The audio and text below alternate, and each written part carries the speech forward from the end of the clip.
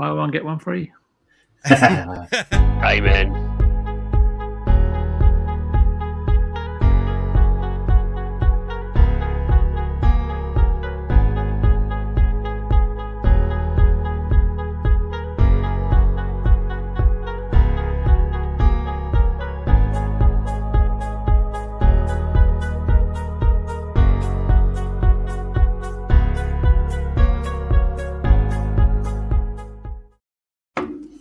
Hello and welcome to Midweek Gaming. We're back once again on the 28th of April for episode 30. Did any of you guys think we'd ever get to episode 30?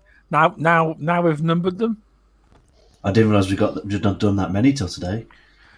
Well, because you asked me to go back and number them because I forgot to number them. That's what we've reached now, episode 30. We have. It's better when you number. But welcome everyone to Midweek Gaming back once again, and yes, we are slackers because we talk a little bit before. So I seen your comment, Matt Barnes, you slackers. So I thought I'd better press the live button. But yeah, if you want to get a good gamer picture or logo, etc., from the graphic god, please check out www.xboxgamerpics.com. And if you'd like to check out a great gaming website, independent one, www.bg4ghub.com. And welcome, Mr. Tushi. How are you doing? I'm doing all right. I'm half asleep, but I'm here, ready to go. Have you been doing much gaming? Yeah, fucking Second Extinction stressed me out. You've already You played need help, mate. Yeah, I've already. You haven't tried to solo it, have you? I tried soloing it and fucking hell, it's hard. I watched an interview with Mr. Boomstick, and he actually asked the developers about that, and they said there's no plans to make it a solo game. It is about a free-player experience. Yeah, you can tell. But if you want to go ahead and try it solo, you can, but it would be very, very difficult. And you've obviously tested that theory. You have. Yeah, I kept dying. And Telegonic has as well. Yeah, I seen that. So Shady's done that. He beat a T-Rex today solo. It's fucking mental. Nice. Nice. Also, I've completed Cyberpunk this week, which I'm really happy with. Very impressed with that game. Did you play it last year? Yeah, I got it on launch. I played it, and then I stopped at about 30 hours in. But then I've not actually completed it either yet. I think I ended up playing something else and left it in the back burner. But I went back to it, and I just done about another 20 hours in a week and completed it, which I really enjoyed it. I'm glad I finished it though. That's good to hear. That is. Would you pre-play it with the next gen patch? I think I asked that last week. I think you said yeah. Yep, 100%. Yeah. So, welcome, Animated Evil. How are you? Are you all tired out from long hours, etc.? Yes. Yeah, quite tired today, but yeah, we're all good. Yeah, good to be here. Thank you for having me once again. If I do fall asleep, just shout really loudly. I've got you turned up loud, so. I was going to say, you sound like you're about half in the bag already. Yeah, I'm really tired, but it's one of those things. So if I do fall asleep on screen, let's start doing this. Yeah, just shout. It'll probably end up being the best stream ever. The viewership alone will just rate. Like it's like me falling asleep on Sea of Thieves. You know? We'll just leave it streaming. 24 hours later, the viewership will just go through the roof. You know, absolutely. Well, there is people that do painting. What's it called? Painting by numbers. Paint dry. No, watching paint dry streams. See how much drool is in his beard when he wakes up the next day. Yeah. Have you been gaming much? Off and on, I suppose, yes. I've been playing Nier Automata. I really love that game. So good that you made a very nice video on that. Thank you. Very nice.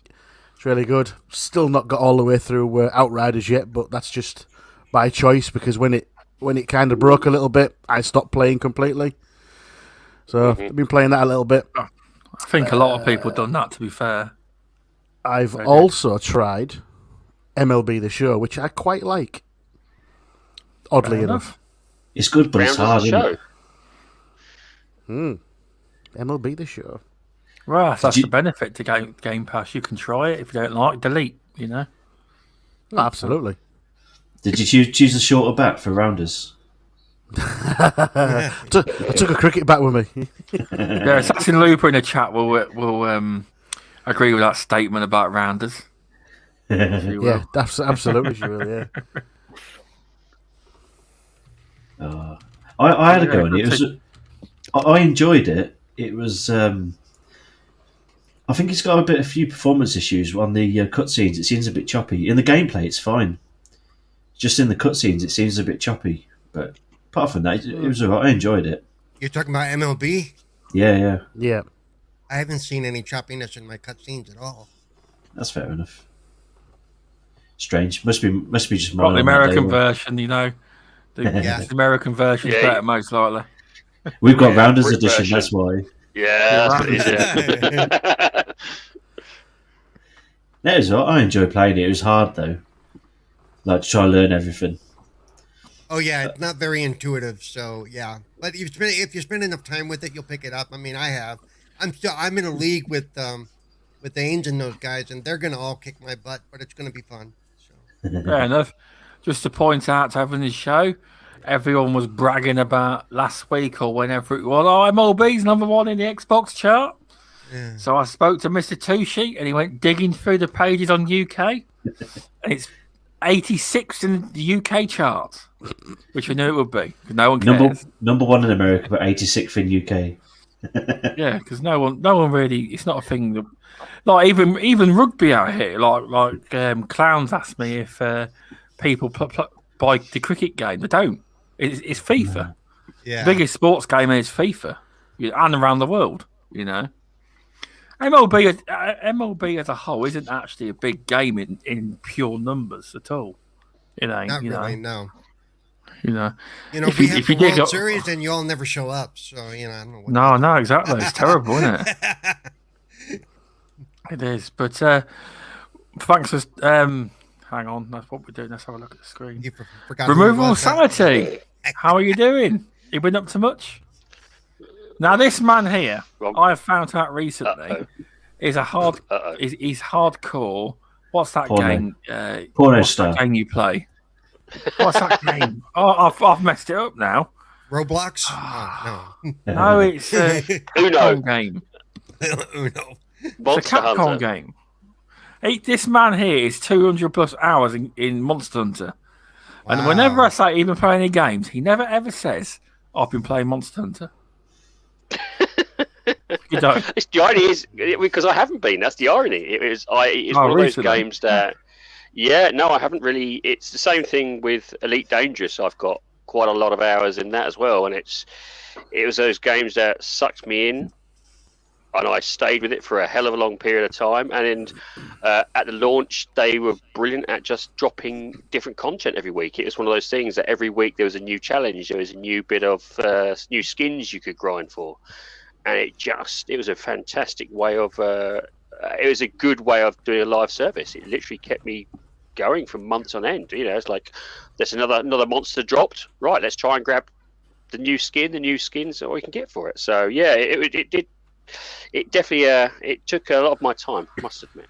But I haven't been playing it recently. That's what you want. Okay. Yeah, they did know how to do. They did one of their very good. It was a very good online service. I think it's still getting some stuff now.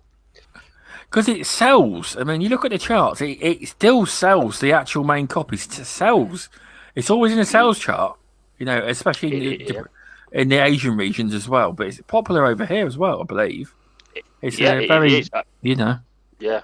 It was. I think it did exceptionally well, and it also broke a lot of grounds into new players.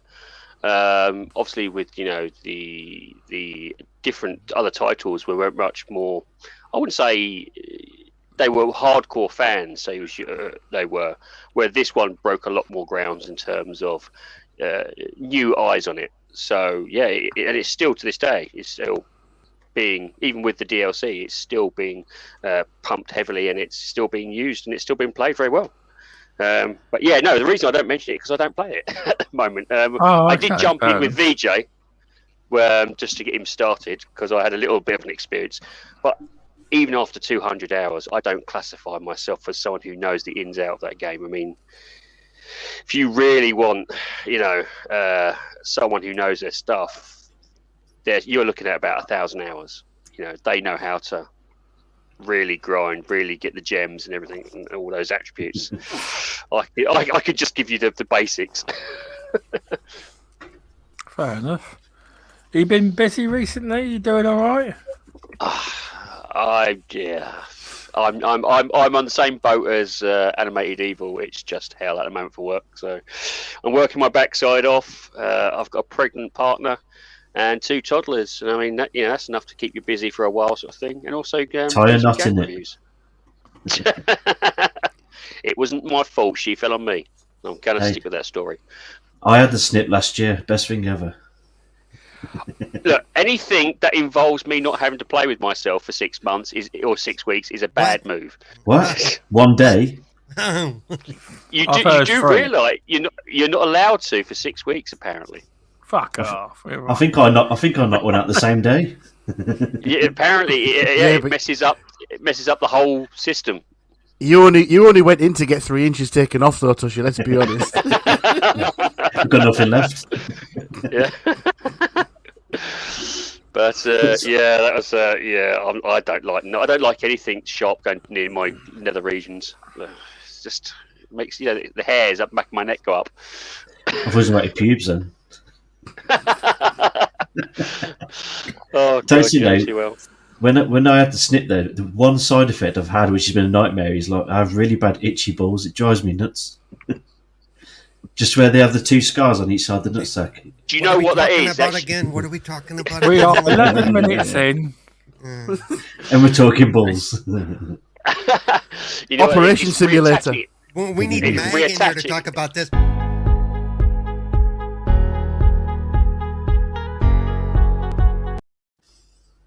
Hello and welcome to Midweek Gaming. Where was we? Balls. Yeah. Itchy balls. Anyway. Yeah, no, apart from that, I've just been playing, I've been reviewing a game, which I backed to the Kickstarter called Battle Axe. So that'll be coming out hopefully this Friday. The wife. Trust me, if I said that in front of her, Jesus Christ. I'd be living in the shed. Oh, the shed, yeah, that's a point. The difference is she hasn't padlocked you in yet. Okay. Yeah, that's I've got the key on this one, so maybe I can get away with this, Dragon Wolf, welcome to UK. Yeah. But apart from that, no, I've been working my backside off and obviously doing exactly the same thing as everybody else has been doing. But thank you very much for having me on again. Much appreciated. Oh, good. I can't remember who asked if we were in a lockdown in the UK, but the lockdown's easing. You can go to the pub. You got to go in the beer garden. You can go into the shops again. It's doing all right. It's easing. It doesn't feel as much like a lockdown. I think it was Shizno that asked. We are in one, has but gone to the pub yet? Oh, I haven't yet. No. Has anyone been in the UK gone to the pub? Anyone in the group thing in the is, UK I was actually before the lockdown. I was actually a big pub goer every weekend, and it's not even interested me. No. But I know a lot of people I know a lot of people. It's changed. They're not even interested in it, even with all the good weather. But do you think it's been partly it's the conditioning of the being inside? It's slightly conditioned a few people. Well, it has. It's changed a lot of people. Yeah, it's broken habits, because even going to a pub was, it's going to anything like that is a habit. It's a social habit. And those habits have all been kind of busted. So. Well, the Rocks has been to the pub.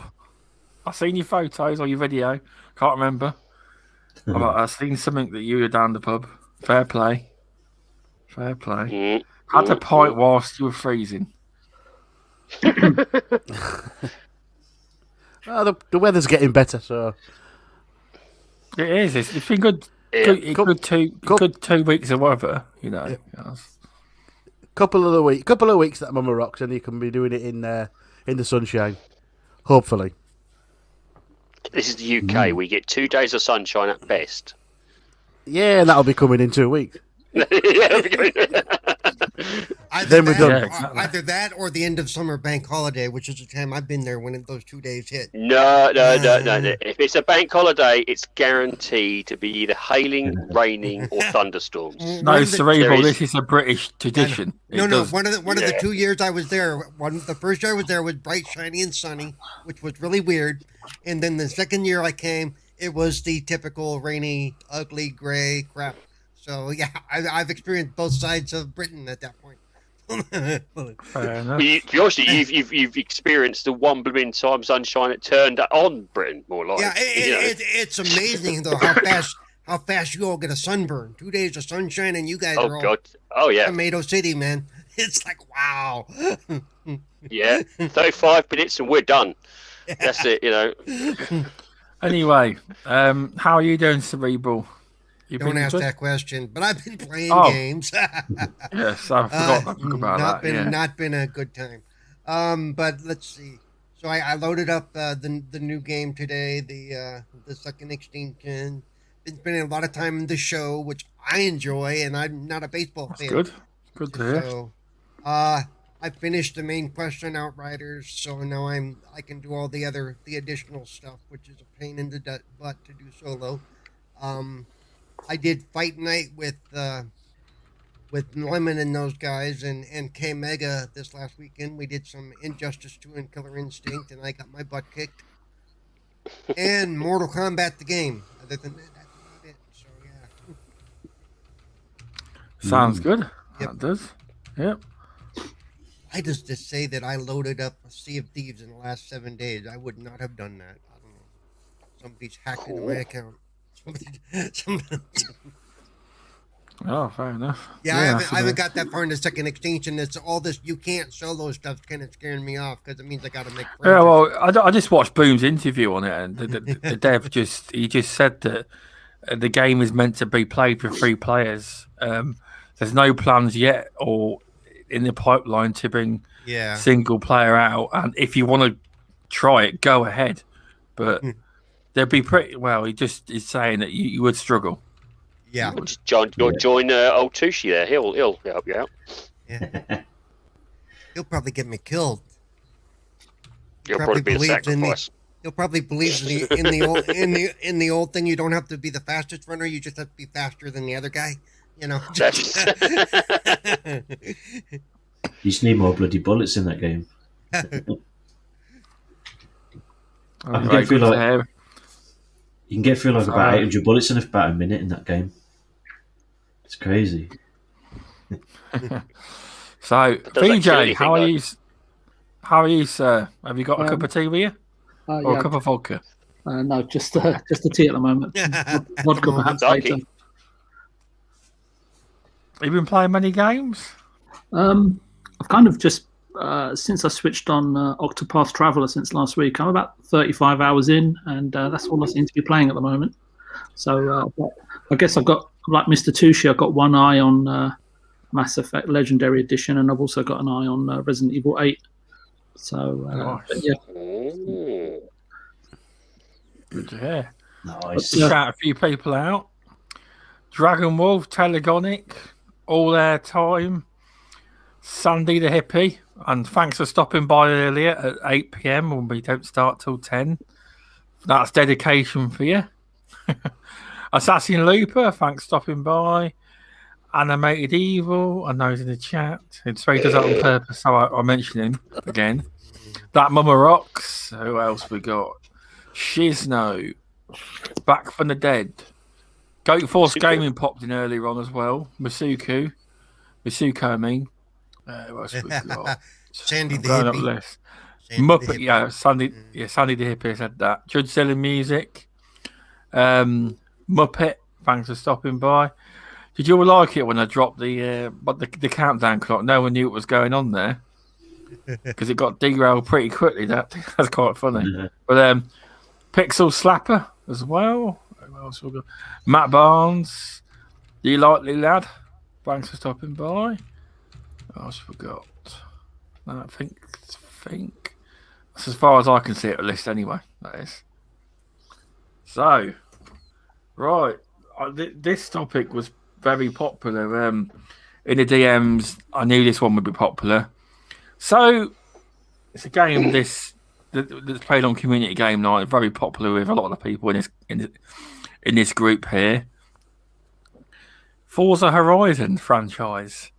The Forza Horizon 5 was always rumoured to be set in Japan.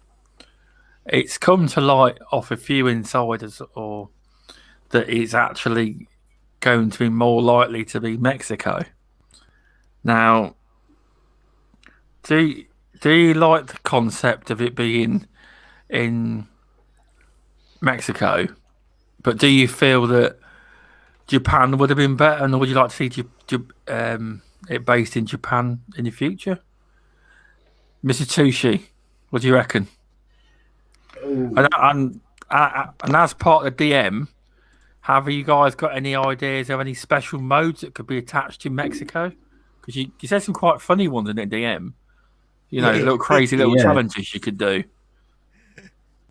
So you can bounce about if you want as well. If you Google street racing in Mexico, a lot of it seems to be like dedicated around drag racing in like old classic cars, like souped up and stuff. So it looks interesting. I don't know what they'd be based around. If it is in Mexico, I don't know, but there seems to be a big race scene in Mexico by the look of it. So I don't mind where it is really, as long as it's a pretty place and a good track, good roads. That's all I care about really. Did you just call it pretty? I don't know. Some places. I don't know, but I mean, is there a lot of reluctance around companies using Japan as a setting because of political reasons? Do you think it's got anything to do with that? Because Japan, maybe, from what I've seen, Japan, it would be a beautiful game on Forza Horizon. It would really be nice. Setting. As like Jamie just said, there'd be no 4 seasons. At least it'll be bloody sunny all the time. Snow. There'd be no snow anyway. Indie gamer. Welcome, indie gamer. Yeah, political reasons. I don't know. I just said it. Just throwing it out there, see what sticks. Yeah. Yeah, I know they ain't China. I know. I don't mind. Go on. No, after you, sir. I do enjoy the drifting in the games as well, like taking on the mountains and stuff. So it would have been nice to do like a Japan with a drifting sort of themed. That's what I was hoping for, but I don't mind where it is. So what it is, you know, it's going to be good anyway. That's all I can say. I was going to chirp in with when you think about Mexico, there's a lot of variation in the surrounding land, isn't there? It's not just desert racing, all sorts. Yeah, and if you can have a little race through favelas and things like that, and try and get away from, I don't know, you could do drug deliveries through favelas if you really wanted to, weapons deliveries, whatever you want, because they are, Cartel runs, Cartel runs, you got to have the police after you, and you got to run for the border. Then you got to jump the Rio Grande. As well, outside of the area as well, it's close to the ocean, isn't it? Not far away. There's areas around it. I think it's, if you're going to do Japan, you've only got the city and the mountains, I suppose. But you can include a lot more. What? Japan's an island, dude. I know it is. I know it is. Yeah, I know it is. Right? You understand that? But the rumors were just Tokyo area, wasn't it? Yeah. That was the rumors. But still, I doubt that very much. Yeah, I doubt absolutely. That. Yeah, absolutely. I would. They did what they do in the UK. They would have shoved in the neon, the Tokyo aspect, shoved in with some of the Kyoto mountains. They would have pushed it into like a mini version and tried to get as much on there. So the 2 seconds out of the Tokyo, you're in the mountains of Japan or something. Or 2 seconds later, you're on the coast again. Exactly. It would have been. I think they would have taken the most beautiful places they possibly could, and then kind of, shorten the distance between them. To me, visually, Japan is the most intriguing. bright lights, and a lot of stuff. And out in the countryside, the Japanese countryside is amazing. Indie Gamer in the chat says that maybe they're saving Japan for a fully fledged next gen Horizon 5. Maybe, yeah. Or a Horizon 6. Because they use that could be right. That could be.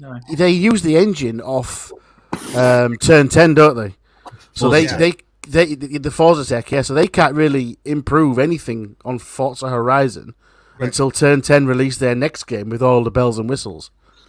Well, so maybe Japan, with all that neon and stuff, is for... It's highly possible, that.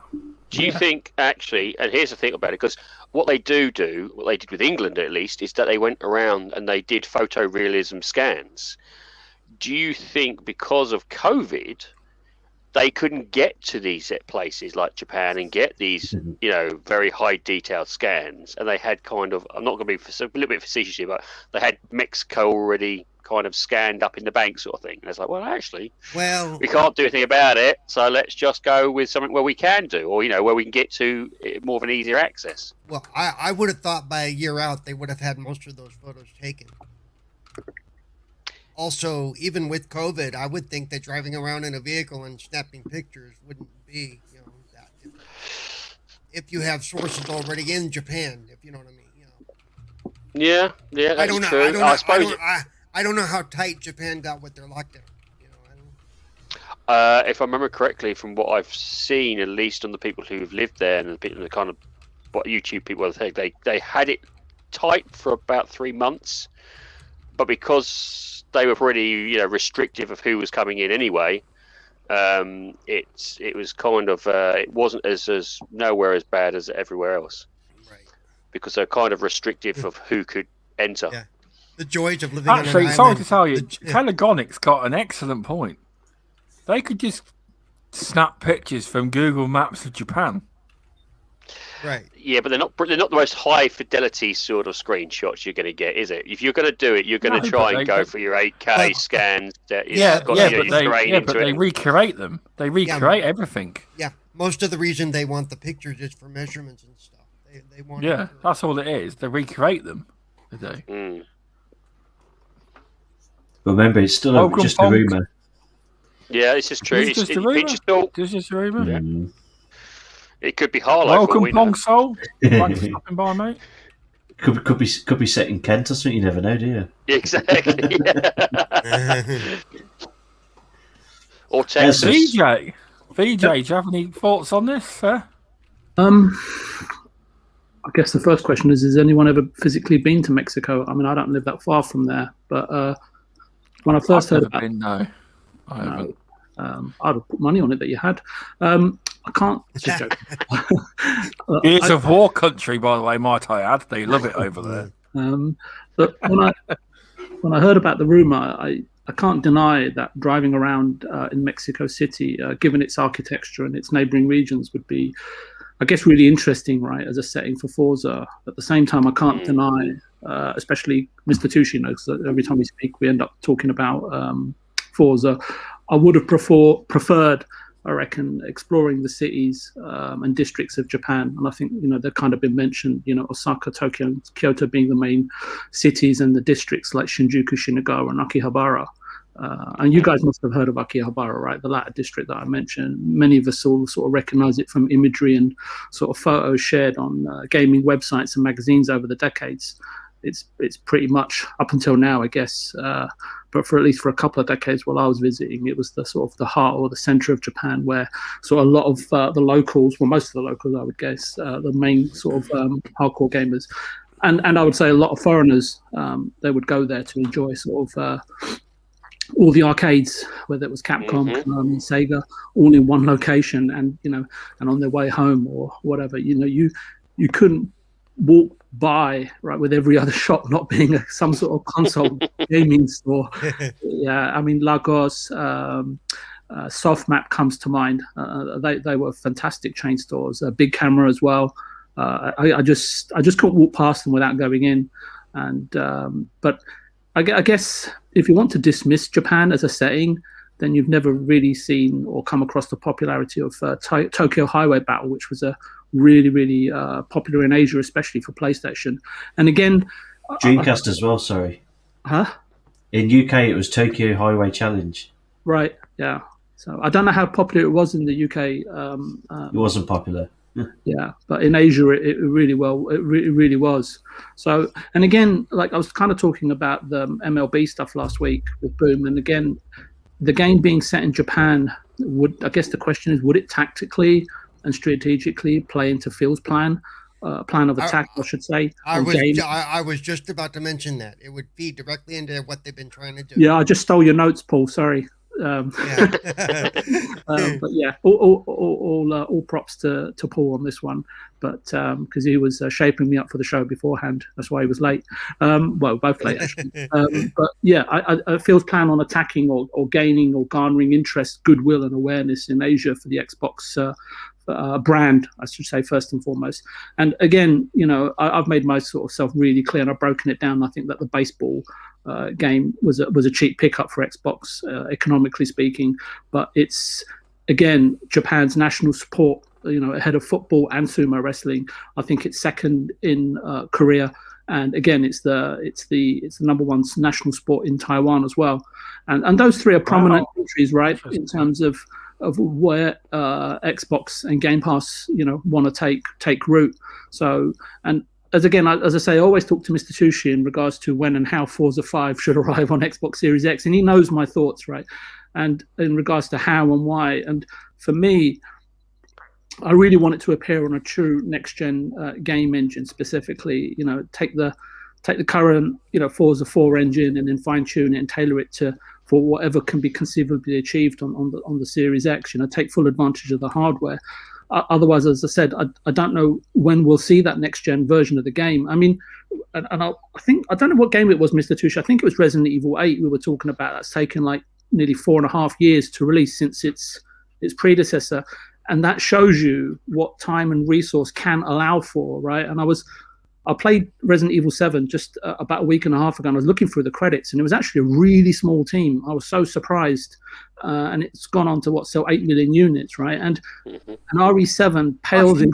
Wow. Yeah, it is. It's not. The credits didn't roll for that long. I thought I'd missed it, or my mind had gone. 8 million. That's a really good figure. That really. Yeah. And sorry, just on Resident Evil 7, if you see what it looks like now in terms of its visual excellence and splendor compared to, say, Resident Evil 8, there's no comparison for me. I can't speak to in regards to the actual game in terms of Resident Evil 8 because I haven't experienced it for myself as yet. But I want that kind of leap for Forza 5. And again, as I said, I went through with Mr. Tushi on all the enhancements and embellishments I would like to see in the Series X version of Forza.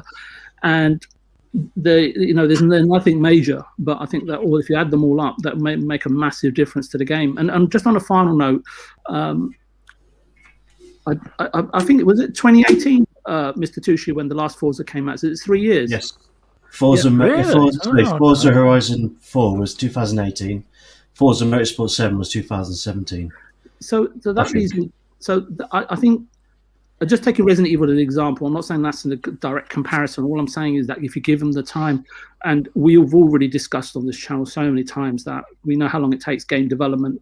It's time consuming, and sort of given the reincarnated, I suppose, scope and quality of what the Fable trailer portrayed, given its, who knows when it's coming out. I'd like the team, I think it's Playground Games, right, to concentrate all their resources on Fable.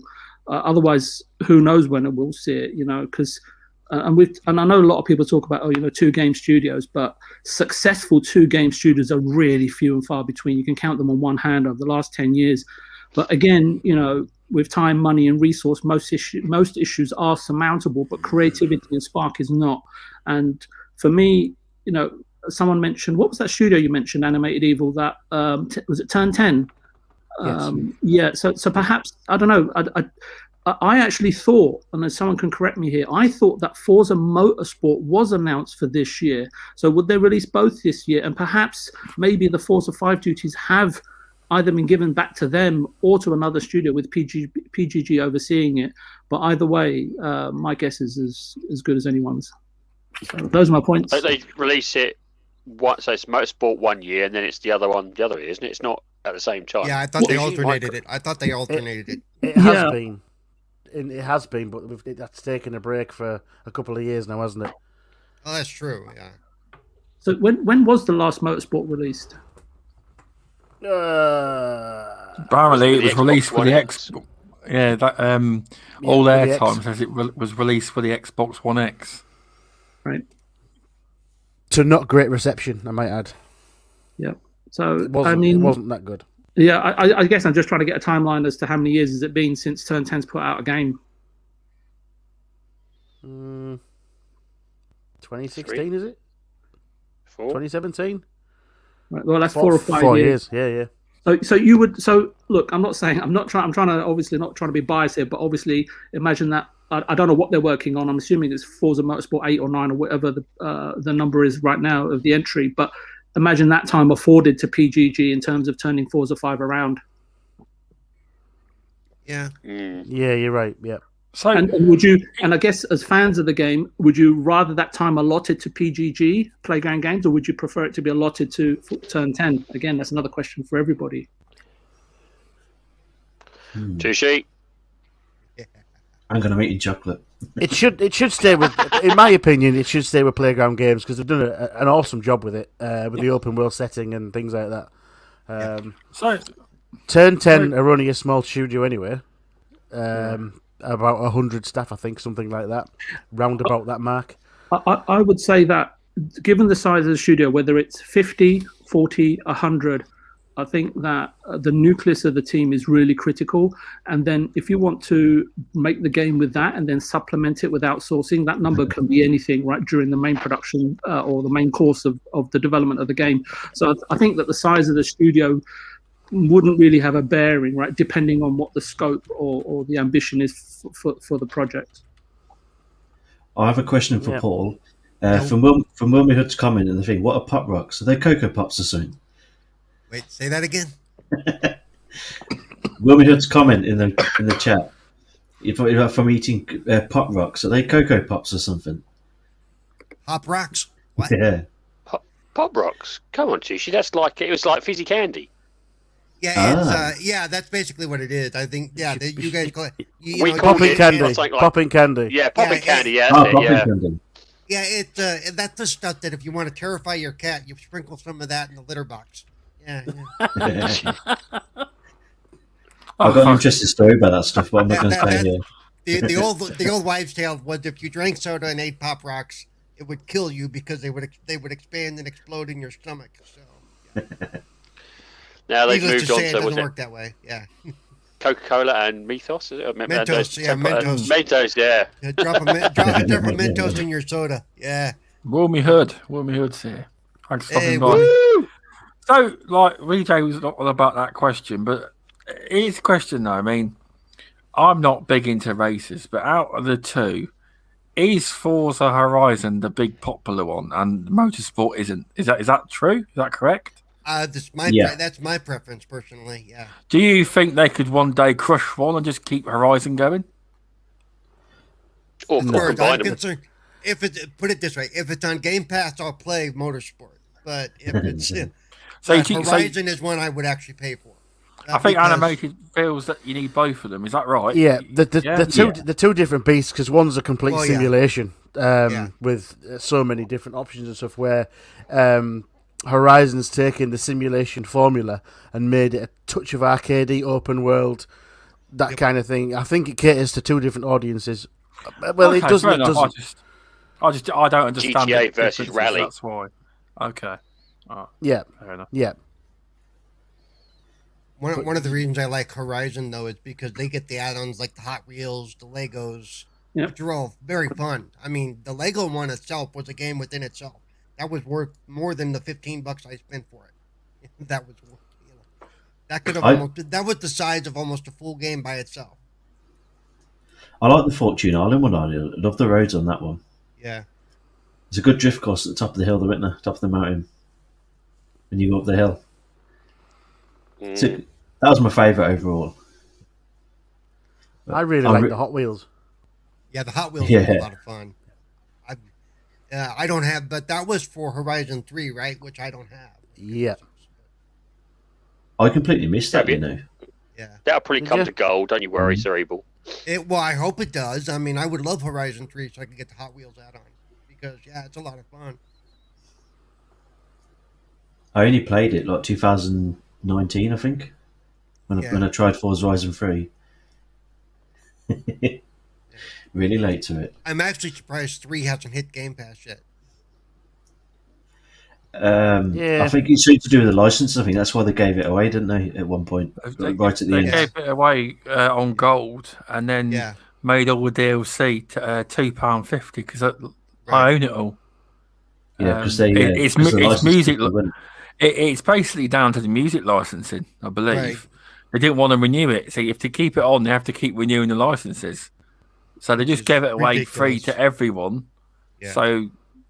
But they will take the servers down eventually. But yeah, but they're not allowed to sell it no more. Well, yeah, they could, like you said, because of the way licensing works, they could give it away. Hey, we're not making any money on this. Up yours, you know. Well, that's what they did. Yeah, they did with everyone on gold. Yeah. They just gave it away. Yeah, I don't know how I missed that. I don't know how I missed that because I should have jumped on that. Yeah, probably. Yeah, I don't know how you missed that. I'll be honest, I don't know how because everyone was talking about it. There have been times in my life where what was on gold or what was going on gaming was the last thing on my mind. You know? Oh, no, I understand that. I do. And Lupus says a new Hot Wheels game is being released in July. Yeah, there's been talk of that too. Yeah, so a lot of people are getting confused, thinking it's Hot Wheels for the for Forza. Yeah, that's the problem. It's actually it's a Hot Wheels that's a separate game, which is good. I ain't looked at what it looks like yet or anything. I'll have to have a look later. Just press the pre-order button, didn't you? Be honest. No, I'm not buying any games, I told you. I still not bought nothing. Unless it's on PC. No. I said I'm not buying anything for Xbox, that's what I said. Oh, no, he's so you can buy it off it Steam. now, yeah. Epic Game Store, you know. Yeah, my hard drives are full. That's all right. A 2 terabyte extension card will be coming soon. Hopefully. Shall we move on to the next topic? I just wanted to say, Stubbsan, there's a chap in the chat, the likely lad, and so he says he uses Microsoft points for the first time today and bagged a pre-order for Resident Evil Village for nice. And he says that Microsoft Rewards is incredible, and I've got to agree with him times 10. So yeah. What points you got now? I'm sorry. How many points you got now? I've got the number of points that I've accumulated in 5 months, and that's without including points for any purchases that I've made. I've managed to accumulate enough points to secure more than 9 months of Game Pass. So I mean, it's incredible. It's an incredible offer if you've got the time and patience to put the effort in, right, to do it. Mm-hmm. And it's not for everybody because obviously, you know, if like you, Mr. Tushi, driving up and down the country all day, you don't need it. But because I've got sort of a little bit of time on my hands. And if you're willing to, like you said, it's based on the video that you made me, I think it was September, October last year, on how to do it. And so I just did it as a social experiment. And it's an exceptional offer. And pays off, doesn't it? It does. And, it's only a few minutes a day and an achievement a day. And so I just wanted to bring that point up that the likely lad made for us peasants like me. But not for you rich guys, which is obviously I can equate to the rest of the panel. So especially Paul. So I'm broke. Hey.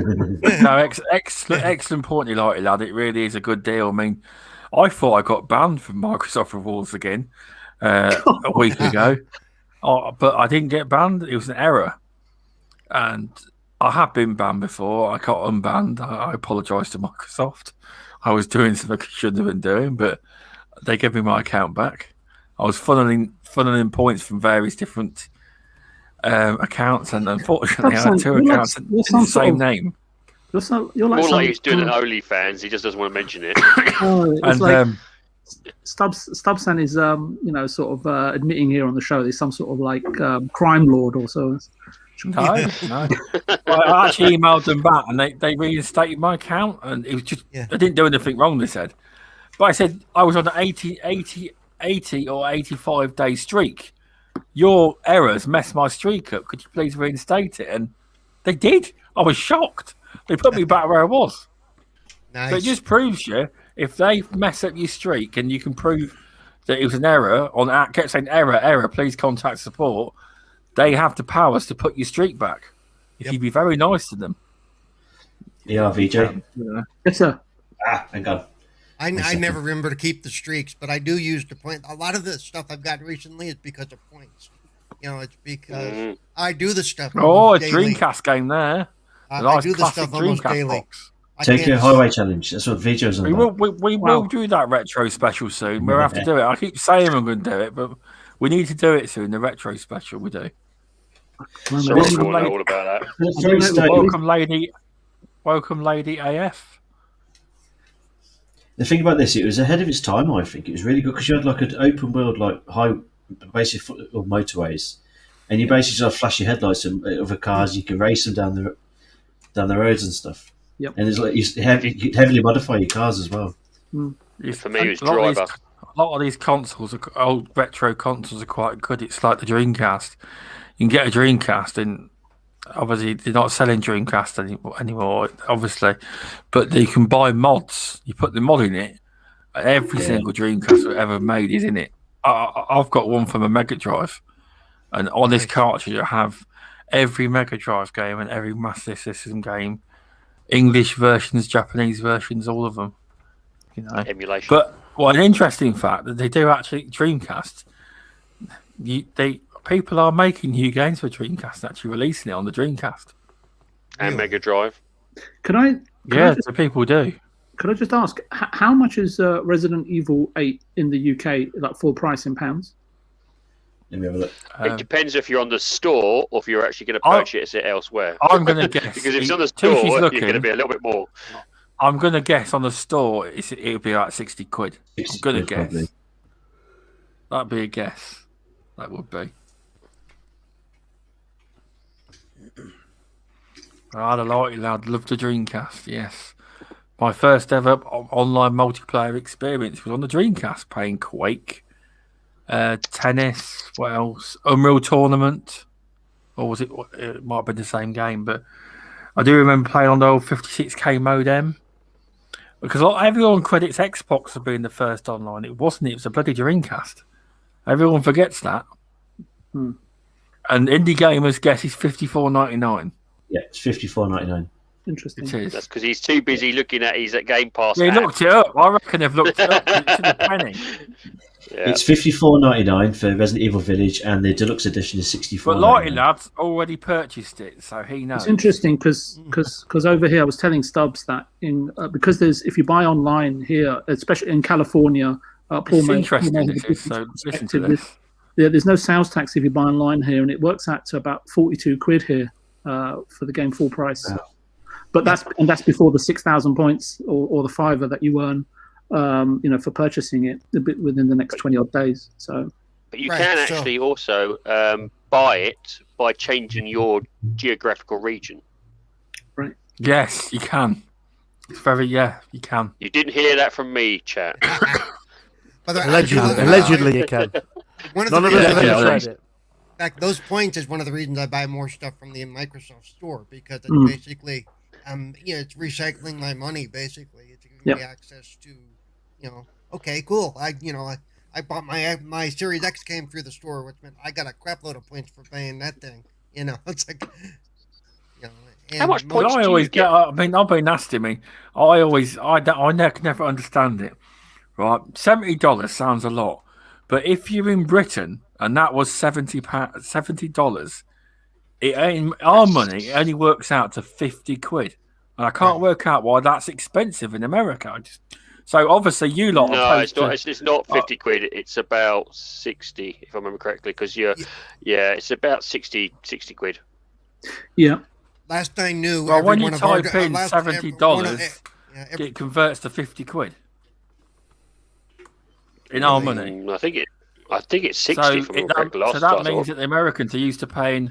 If they were used to paying $60, that means in reality, if it was our money, they're used to paying 40 quid per game. Mm-hmm.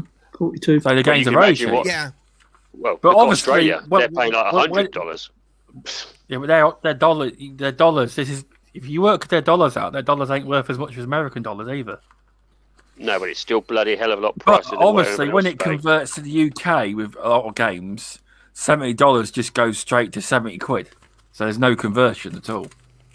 I just meant that they're basically paying far less than we are. Big, you know. Yeah, but you do have 20% VAT, right, included, and also you have greedy retailer margins. Yeah. Yep. You don't have them in America, do you? You don't have VAT. We have greedy retailers such as GameStop, and I'm like Mr. Tushi. I'd prefer to give, and like Paul, I'd prefer to give the Microsoft Game Store a few extra dollars than give it to GameStop or Game in the UK. Everyone's confirming I was right. Actually, it was a few pence over £50. That makes a change. Honestly, so right now, as of right now, the exchange rate is for £1 sterling is $1.39 for us. So. The pound is strong. We've had Brexit. We've had everything. We're still strong. Everyone said the pound was going to be worthless. They were liars. You know. Anyway, but do you guys want to move on to the next topic? Yeah. So, some PlayStation news. Yes, we do talk about anything that's relevant. We do.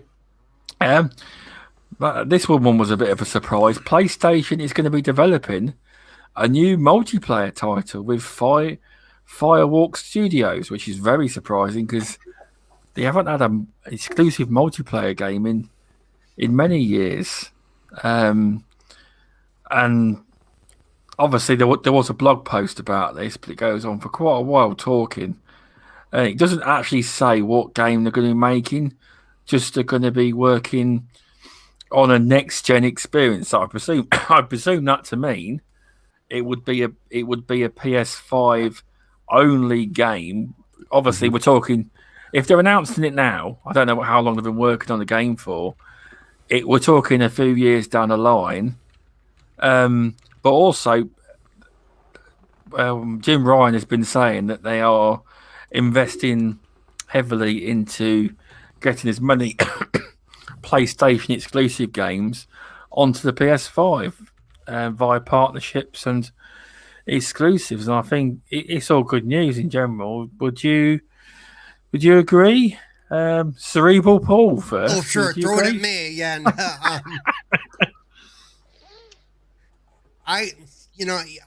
Yes. I mean, it depends on how they handle it, but you know how I feel about exclusives. I've said it before. I don't think they, exclusives sell consoles. To me, it doesn't, that was true in 2006, 2013. I don't think it's as true anymore. But, and also, when Jim Ryan says exclusive, just like at the thing before they released the PlayStation 5, do they mean a real exclusive or do they mean 6 months exclusive? Is it a timed exclusive? Because I agree. All the buggers are at it. It's like this Resident Evil business, which I don't want to bring up on the show, but there was loads of fuss last week, mate, and yeah, it's bad. But I looked into it. I talked to VJ about it, and it's something that Xbox and Nintendo both do. Because from what I understand, when you put a game day and date exclusive into Game Pass, they will put stuff in contracts that says this cannot go on another platform's subscription service or maybe platform.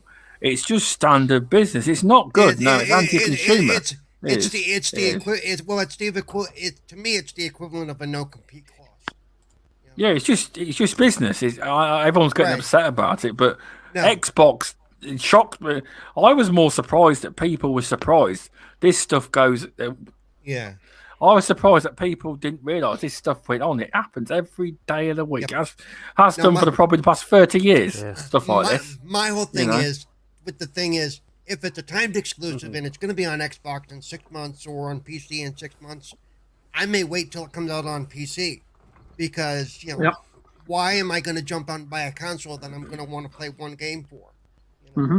Exactly. When in 6 months to 9 months, I can get it for my PC anyway, and maybe on Game Pass. And sometimes, Paul, you wait for these games, and sometimes on the rival platform, it comes bundled in with all the DLC as well. So you save sometimes you do. Yep. Biggest example is Rise of the Tomb Raider. And the PlayStation people had all the DLC bundled in for the same price when it eventually came out. And one of the last video cards I bought for PC many years ago came with Tomb Raider to show off the video card. It was packaged with the video card in the box. Sweet. Nice. Nice. So, I mean, bundle deals are cool, especially when you're looking around Christmas. That's when all those bundles are made. So that's when you know, Black Friday and Christmas, baby. That's when, if you can hold off, wait till you see what happens then, at least for me, So. I wish I got a game with mine. I got a month's worth of Game Pass with mine. Nothing wrong with that either. All adds up. Oh, and 6 months to GeForce Now. Yeah. And 6 months to GeForce Now as well, which I've not used yet. So, have you actually got? You've got a PC now, Tushi. Have you took up the dollar deal on PS Now for PC? There was a $1 deal on that. I've already got PS Now. It runs out in July, I think. Oh, right. Try it on PC, see if it works. Yeah, I was going to say, have you tried anything on PC? I've not tried it on the PC yet because I tried one game and it wouldn't load up. It kept coming with an error code. But that should work on your computer, Yeah, I played a few games on my old PC on PS Now, and that worked. It was fine. It was a bit sluggish, and not as responsive, if you know what I mean. But I haven't tried it yet. I've also been accepted for the iOS and PC xCloud. Oh, I wish I would get the invite for that. Check your junk mail. My randomly had one Xbox email in the junk mail for some reason. Okay, I'll have to do that. Yeah, I shouldn't either, but you never know. I've just received it as a chat from Microsoft on my Xbox as well. Oh, nice. Ooh. Yeah, so I had the email. We love you. I received the invitation about a week ago over email, and I've had a message of Xbox today reminding me that I can jump in on my Xbox. So just go to xbox.com and I can play. I've not tried it yet. But what's good about it is, say for example, when the server blades get changed, because they're getting changed to the Series X soon. Just imagine if you got like a 15-year-old PC or something, you could play, you can stream like Flight Simulator or something like that, or try tablets. They are changing the server blades, but I wouldn't say it's anytime soon. They're struggling to get parts to make consoles, let alone change server blades. I know, but they are in the process of. I think they've already done some. I think they're not obviously on, but they're starting to, I believe. There you go. There's the reason you can't get a Series X. They're all in the server X. Absolutely. Phil bought them all. Well, when they talk about component shortages and stuff, they never clarify what the shortages are. No, they won't. That would mean being transparent. You know what it is? It's the lack of HDMI stickers. That's what really is holding the Xbox back. It's the lack of HDMI stickers. They can't print them. That's like, God damn it. Well, that's it. No one else is getting them on. That's right. Yeah. I think I kept that sticker on for about 2 years, on the Xbox One. Yeah, I was Team Sticker. I know they're hoping in the next. Still on mine. I know they're hoping in the next 2 months that things will become more readily available. I know that much. Well, sewage, like VJ was telling me, sewage canals has a big impact on the consoles. Oh, it did. Actually getting from Asia, massive. Even when I go down the shops to Wilco's, there's a lot of stuff out on the shelves, and I said, "Yeah, you got any more in the back?" Like, no, a lot of stuff we can't get, and apparently it's to do with sewage canal. It's affected everything. Before they were saying Brexit, now they're saying, "Oh, it's sewage canal," Oh yeah, I mean, any kind of canal has a problem. I mean, it screws things up because they either can wait for the problem to be fixed, or they can try to go around the long way. And the long way, 6 weeks it takes. Yeah, I know. So there you go. Yeah. Anyway, let's get on with the. I was going to go straight back to that little topic there about Firewalk Studios. Yeah. just because I'm inquisitive and I have actually looked it up and I've got it in front of me now. I've had this saved. It's a pretty new studio under somebody called Probably Monsters Incorporated. But it's worth noting that it's been led by somebody called Tony Hsu. He's the studio head, and he's previously the GM of Destiny at Activision. I Really? was gonna say, it sounded familiar. There's also someone, the game director's Ryan Ellis, who was creative director of Bungie, and there's also someone who was executive producer at Harmonix, Irrational, and Bungie. So that's the kind of, and it's going to be obviously a new multiplayer IP. Very interesting. Will it be a live service multiplayer IP? Yeah, there's a lot of devs that it goes on to say, I'm on some finance page, that a lot of the team are from the Destiny franchise, as well as Call of Duty, Apex Legends, Mass Effect, and Halo. I heard the name Destiny and Activision there, and I got worried. You immediately fell asleep, yeah? Not your things, them other stubs. Well, no, Activision. I love Destiny, but Activision bloody ruined the game. You know, Destiny 2 anyway. Yeah, but these are people that worked on the games rather than the top of the creme de la creme at the top who make the decisions. These are the people that worked on the games themselves, and you can't take away from these people that they're all really good games, whether the owners of the franchise ruined them or not. They're all top tier. Oh, they are. It's do we think shooter? It's anything they haven't got. Do we think? I don't know what to say, really. I think that Sony know that they can't rely on single player games entirely. I mean, all the news we perceive today as news, I guess all the media news that we see today, and all the issues that we think that are plaguing certain companies. So Sony, Xbox, and Nintendo, they're aware of all these things. I think years ahead, and I guess the issue or question is, when does management act? And I think this issue surrounding a multiplayer game or a first-person multiplayer game for Sony is not something that hasn't been sort of mentioned before. And I've got a lot of respect for Herman Holst, and I feel Matt Booty, his opposite number, is past his sell-by date, and you can't hold a candle to Herman. And I've said it before, and I'm not a fan of Daryl Gallagher either. And fans have him made out to be some sort of creative genius, but he's a studio management communication VP of sorts, and I think he'd be better served as a replacement for Matt Booty. I'm personally not excited about multiplayer games. I don't really play them as much unless I'm on community gaming night, which is here and there, and I know even less about Firewalk Studios. And again, what I will say is that Sony understand their customer base and audience and how it's transforming currently and over the next few years, just as Nintendo understand theirs. And I think they've both probably got an eye. I would say that they've got both probably sparing both eyes in terms of what Xbox are planning to offer over the next 2, 3, 4, 5, and 6 years, right? And again, it's always going to be about who's your audience, what are you communicating to them, what are you offering them in order to stay in your ecosystem. We know the vast majority of it is in terms of IP and content driven to engage, your current audience and a larger one, right? Especially since this console generation has only just begun, and I think that looking at all three companies, I know Nintendo have been quite quiet, but that whatever's gone before in terms of the PS4 and Xbox One, that's an old story now. It's whatever going forward is going to be that consistency in which team can keep it up, and no pun intended, Mr. Tushi, in terms of increased quantity and quality over the next sort of several years.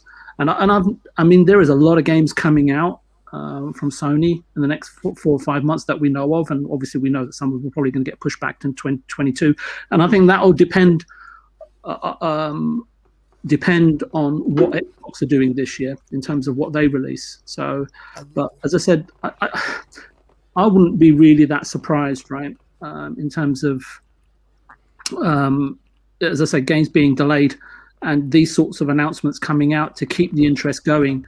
And I know is there a Sony showcase tomorrow of some sort for Ratchet? Yes.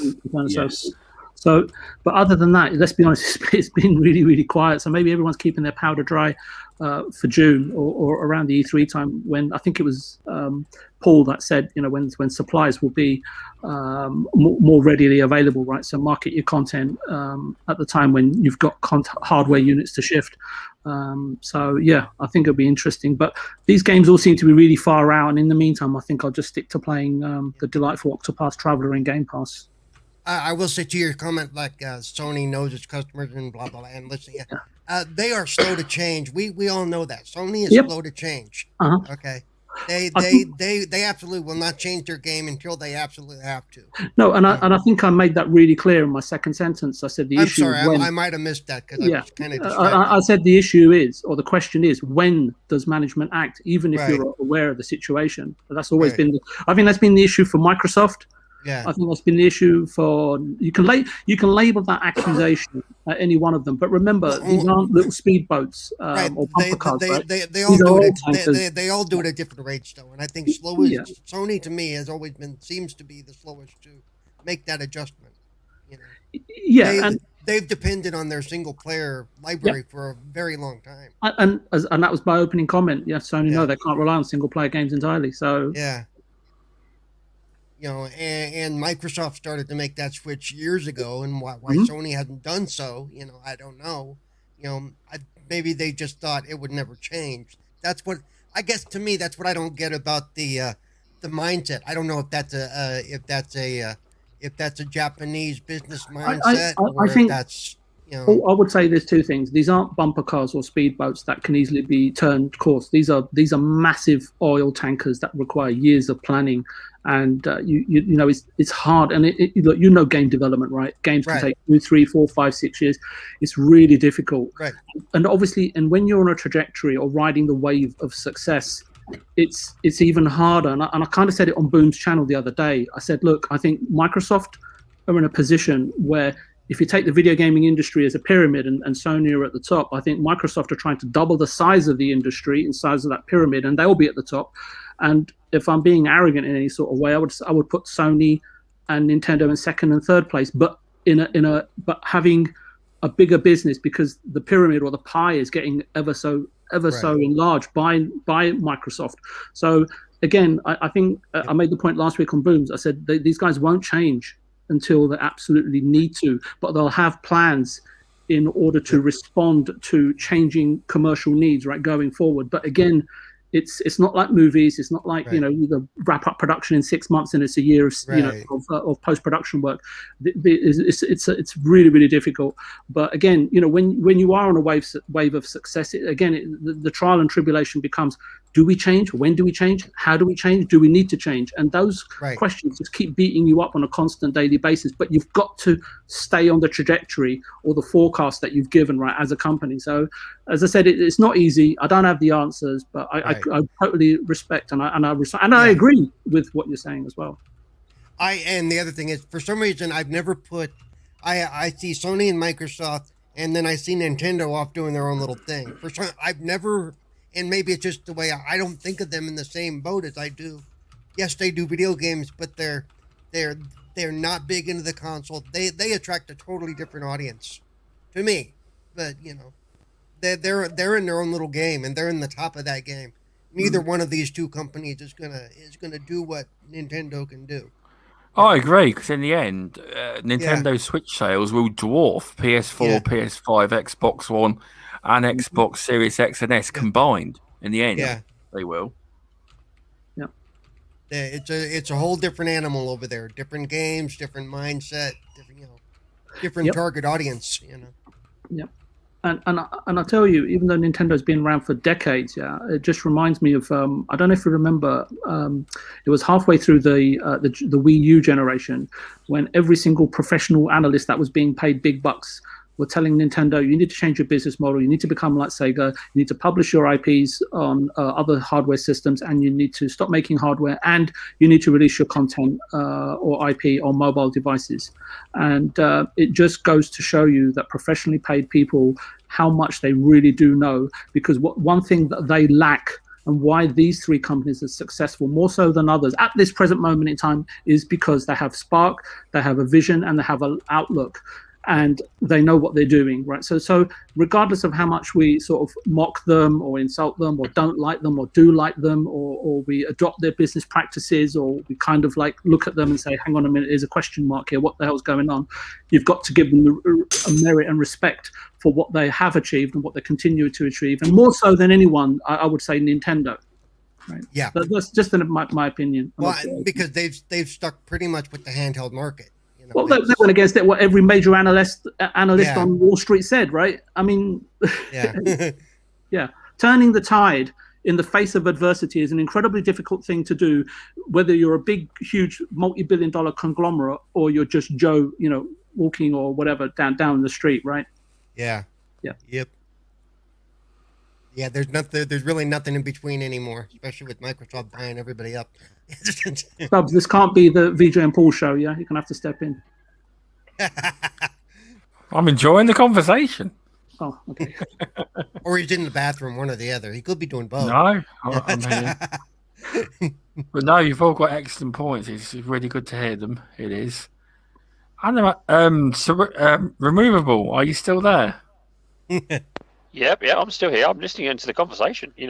Why interrupt good content? Exactly. You're too quiet. We're not used to it. That's the problem. Exactly.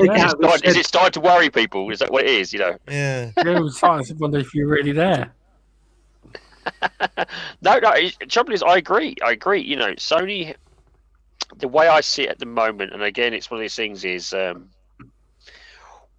Why change? Again, it's a bit like what VJ said. Why change when you're on the boat, when you're riding high, and why take that risk when you can see what others are doing first?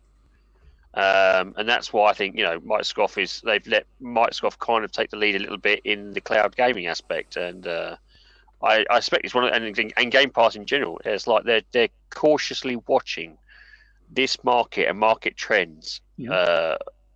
Very carefully, and they're not going to dive in, regardless of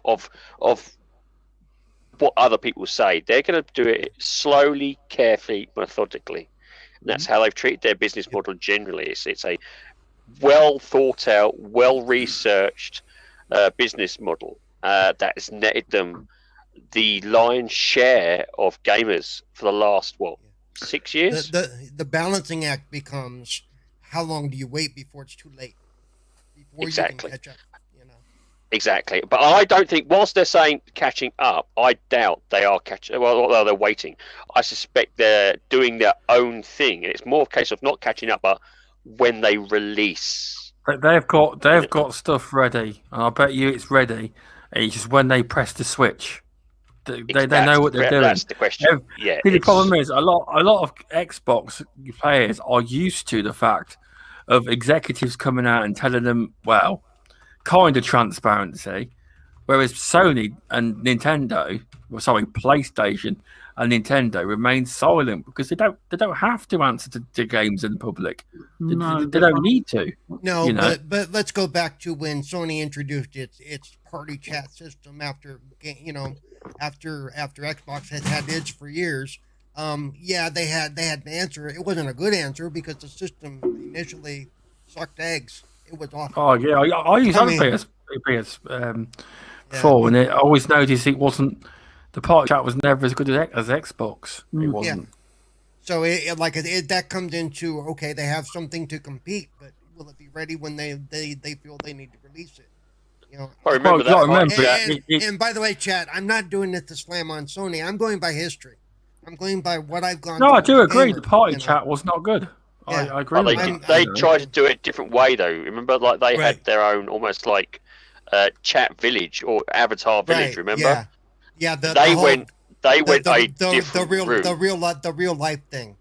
They had that little game where Yes. you could have your. I found it was amazing because it was great. It was cool when it worked. It was cool when it worked. Oh, it was brilliant. You sit around with your mates in your own property, filling it up with different furniture and stuff like that. I had a blast. Yeah, it was when fun. It worked. Yeah. Did that become Roblox? Well, hey, if only that's worth $47 billion now, and that's not even on the PlayStation. That's what's incredible to me. It's on mobile, tablet, and PC and Xbox. It's not even available on PlayStation. What's funny is I have never played a second of Roblox. I've never even loaded it up. You'll see my account playing it a lot. It's not me though. My kids are obsessed with it. Yeah. Yeah. It's a very buggy game though. It crashes a lot, even on the Series X. The actual game is buggy. But I guess kids don't care as much as we do. No, they don't. It's because it's all community. It's community content creation. Yeah. A lot of the games are. They're not made by the actual developers. I don't know how you make these little games inside the game. I haven't got a clue.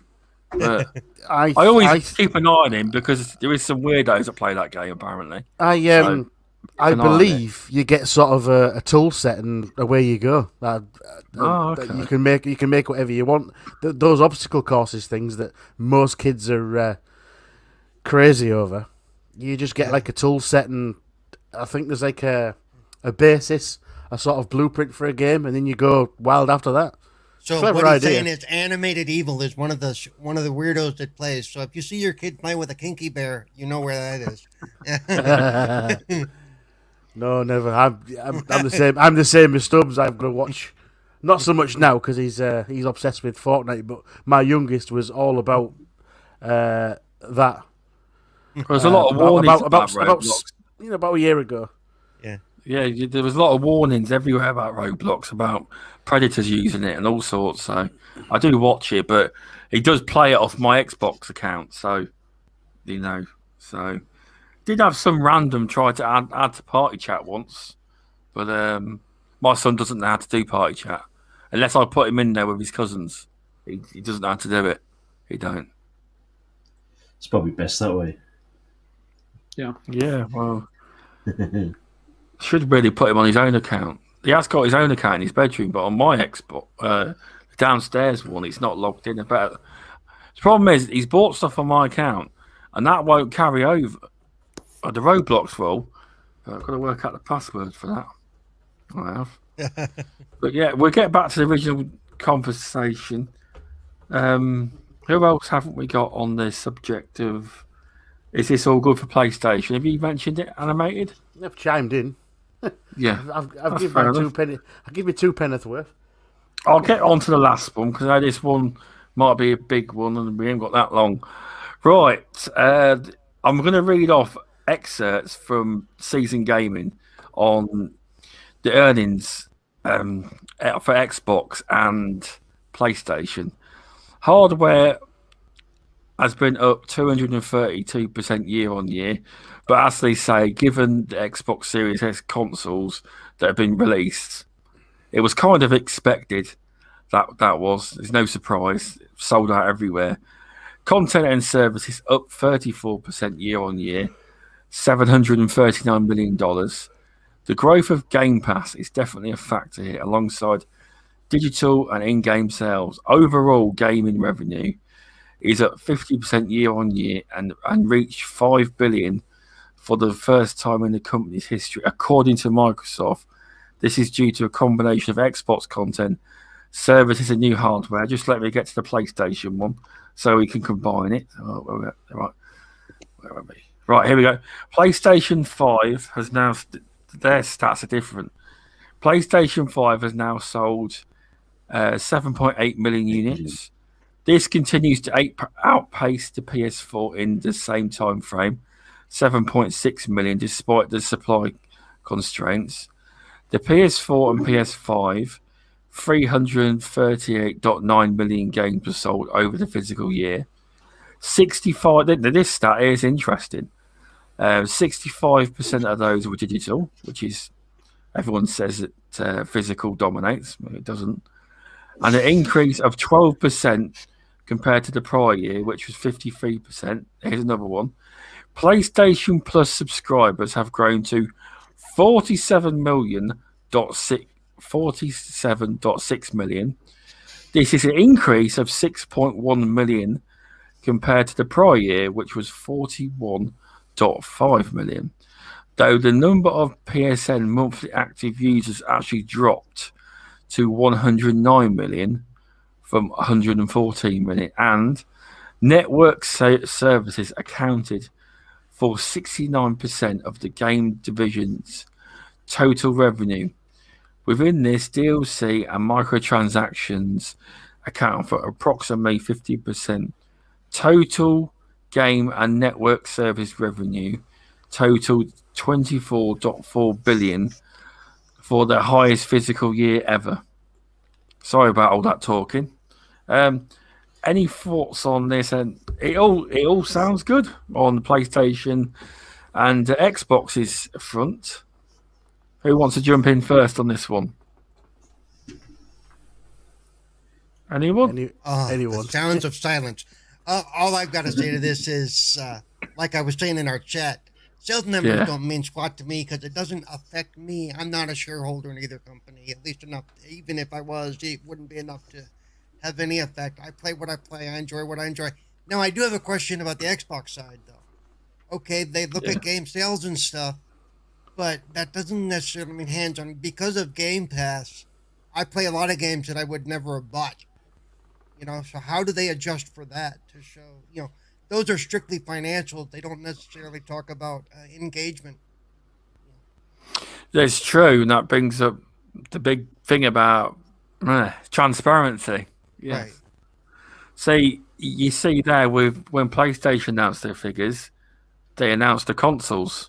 Xbox didn't announce the consoles at all. How many are sold? And like I was saying in our chat, outside of wanting to be a fanboy on either Sony or Xbox, who cares? We sold more consoles than you. Okay. I'm not Phil. My job doesn't depend on how many consoles we sell or the Xbox sells. I could care less. That's all I was saying is it doesn't. Yeah, aside from being it's an average gamer, it don't really matter. I know. I'm just saying, aside from being ammo for this console war, the numbers are meaningless.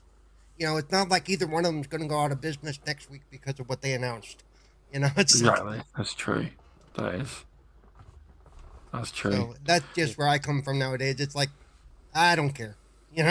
As long as the servers are up next week and I can still play my games, I'm good.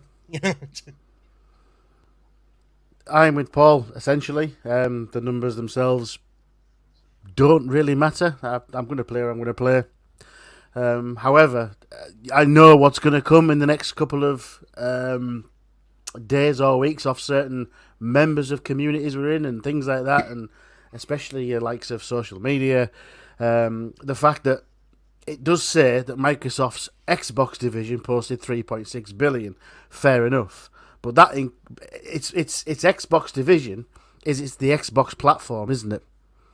It's which includes everything. Your PC is also it's Xbox. Weird because they call it Xbox division, then they mark it up as the Microsoft gaming division. They want to make their minds up. Which one is it? Yeah.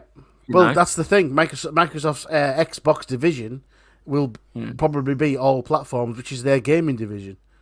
That's why Mr. Spencer's in charge of it. The Microsoft division might be under the umbrella of, or the Xbox division might be under the umbrella of the Microsoft gaming division. And they have other assets besides, because even though we see all the xCloud stuff and everything under one big banner for business purposes, they may be two or three separate little pieces. I'd say they most likely are. Yeah. I'm just saying that's exactly this is the argument that people are going to have. Oh yeah, this is PlayStation as a whole. You're saying Microsoft this, that, and the other, and Microsoft have stopped doing numbers a long time ago with units sold and things like that. And at the end of the day, we're just not going to know. It's never going to be comparable between the two. It's true, but Xbox what's only the matter? like releasing numbers when they're dominating, like Game Pass. If all of a sudden PlayStation now took over and there was more, you watch Game Pass stop announcing numbers, because they know they're ahead. Let me speak to what Judgilla said. The numbers are important to the execs, but we're not the execs, Judgilla. It doesn't affect us. There's no reason to everybody go, well, they need to be more transparent. I don't care if we sold 7 million or 10 million, because in the end, it doesn't affect me. And I'm not going to sit there and tell some Sony guy, yeah, well, we sold 7 million units and you sold 40. Who cares? I agree. Who gives a rat, So that's all my thing is. If I was a major shareholder, I would have an issue. Yeah. Well, it's continued investment for them, but again, it doesn't affect you unless you're one of those shareholders.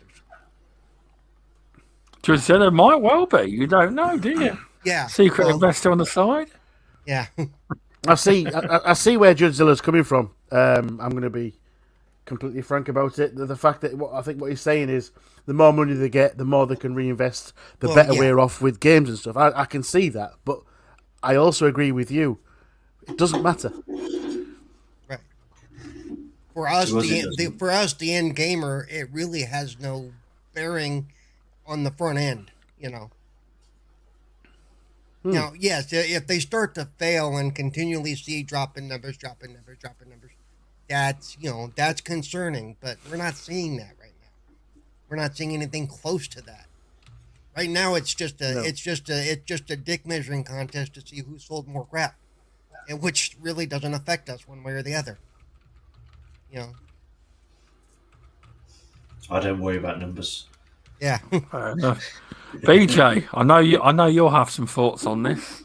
I have to agree with the panel's sentiment about it's all about the content and how it engages your imagination. That's first and foremost. But there are people out there that do like to look at numbers, dissect them, understand them, because either they're in the industry or it's a hobby or they're tantalized by that specific thing, right? But I have an issue with numbers because I can ask severe questions in regards to Xbox's numbers, but I do so especially when you have idiots, right, that take these numbers and reports and try to make the numbers and percentages appetizing and pliable with no factual data attached, and that's my issue.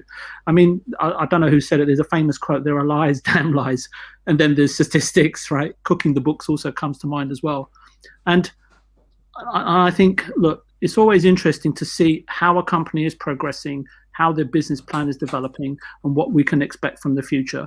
And I know that we have like showcase events where games are shown and we're sold on future promise, but it also depends on how the division is performing as well. And I'll just one thing I will do, rather than take the numbers apart, is just put it into perspective.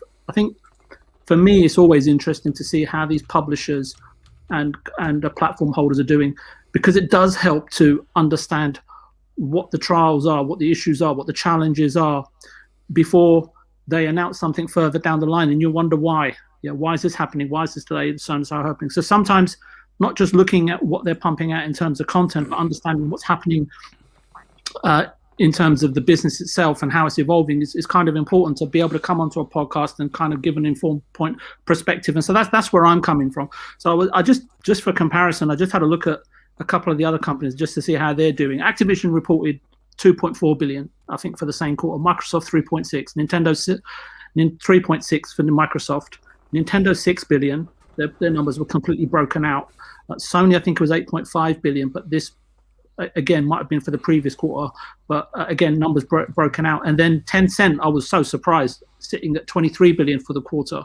So as I said, I'm a complete layman, and numbers do interest me, but that's just me, right? It's not to go out and then, like Paul said, wave your autumn vegetables at people, right, so to speak, and announce that you've grown the biggest turnip, carrot, and pumpkin on this side of the Atlantic. So I'm in total agreement with him. But the transparency and the non-reporting of numbers, Microsoft can do that because the Xbox gaming division is such a small percentage of I think it's 10%, So it's minimal, right? So they don't actually have to provide that information, right, to their shareholders. I think there's a technical term for it, but it kind of eludes me at the moment. And for Sony and Nintendo, they will do so because they want to garner as much goodwill from their fan base and from potential customers. And again, as I say, that Xbox, I think, is going to open up for the industry, open the industry up more so in the next 2 to 3 years, and obviously obtain a pie of that by piece of the pie, right? By staying in the game and making themselves relevant by marketing. And for me, numbers, as much as we may not be that interested in them, you have to admit to some degree that it is sometimes, if you used really efficiently, it can be a very good marketing tool. So yeah, I think if you've got something to shout about, you will. If you don't, you stay quiet about it until you're ready. And I think to keep your powder dry and is important, especially in terms of content when you don't have hardware to shift. That goes for Sony and Microsoft, but also I think in terms of the content that you've got in development is not always just around the corner. And sometimes I have to say that silence, or responding in a silent tone, is, as I say, sometimes the best possible answer you can provide, right, at any given moment in time, even though some may not like it, but it can be very wise to do so. So anyway, I'll leave it at that. Otherwise, I might drag on from another half an hour. Now, to be fair, to admit, I will be interested to see the numbers a year from now, after we're out of COVID and out of all the shutdowns. Yeah, that would be interesting. To see how things now that will be interesting to see how things adjust as we get back to normal. Yeah, and there was a couple of things on the Sony thing that was interesting to see, that the monthly active user number is actually down by 5 million. And I don't know why, and I may be completely out of my mind here, but I actually thought that was a positive, because I think it's like people like myself that like to own multiple consoles. I have a Switch and I have a broken PS4, and I game 90% of my time on the Series X. But I think it's because a lot of people are actually waiting to get a hold of a PS5. And the other interesting thing that I garnered or gleaned from the report was something to do with that they are looking to establish or cement the PS5 with strategic partnerships. And the two that they mentioned, one was with Haven, I think it's the Jade Raymond studio, and the other one was Epic. I don't know what exactly it was implying, but it was important for me, that sentence that he said. And I did have an inquisitive question or two, probably will never get answered. And like Paul said, I might have to wait a year till I find out. But I said about 6 months ago that Sony were surprised themselves back in 2018 or 2019 that 10 games contributed to nearly 50% of Sony's revenue. And if I'm not mistaken, maybe even profit. Fortnite! Hey, what? Fortnite, they're all about, I'll bet you. Yeah, so it's not surprising to me to see that 6 to 9%, and it keeps increasing. Revenues are coming from Sony Network Services, and 50%, not of the 6 to 9, but 50% is coming from DLC and microtransactions. So, and obviously we know that Activision's, a lot of their profits and margins coming from DLC and microtransactions. So yeah, it's really, really interesting in terms of just the way that he worded it, and that would probably be for me the most inquisitive point that I have questions relating to. Again, as I said, I probably won't get any answers to it in probably years down the line, but we'll see. Exactly, you're right. It's just interesting to have a little talk about, like you say, in reality, to the average gamer, it doesn't really matter, but just an interesting talking point, that's all. Yeah. Apparently, I just sounded like Johnny Vegas then when I shouted Fortnite. I thought you sounded like a woman. And it wasn't even the case that it was Sony says. It was a quote from the chief financial officer of Sony, right? So. Exactly, it's true. Prophet, welcome, Prophet. Thanks for stopping by, mate. I wonder what time it is where you are in Australia. But yes. And shout out to Master Jazz 09. It's day after tomorrow, and it's day after tomorrow in Australia. Yeah, you see Master My Head's comment. Yeah. The last one. Stubbs was having a scream with stranger danger. Removable. Have you got any thoughts on this? Or I bet it's been covered. I'll bet. He's gone to sleep. You're on mute. Is he on mute? Is he fell asleep? No, just had a bit of a catch up on my internet here. Did you catch it? It's had a bit of a tantrum. Oh, for crying out loud. The internet has left the building. The internet has left the building. Yes, it has left He the took building. off in a helicopter.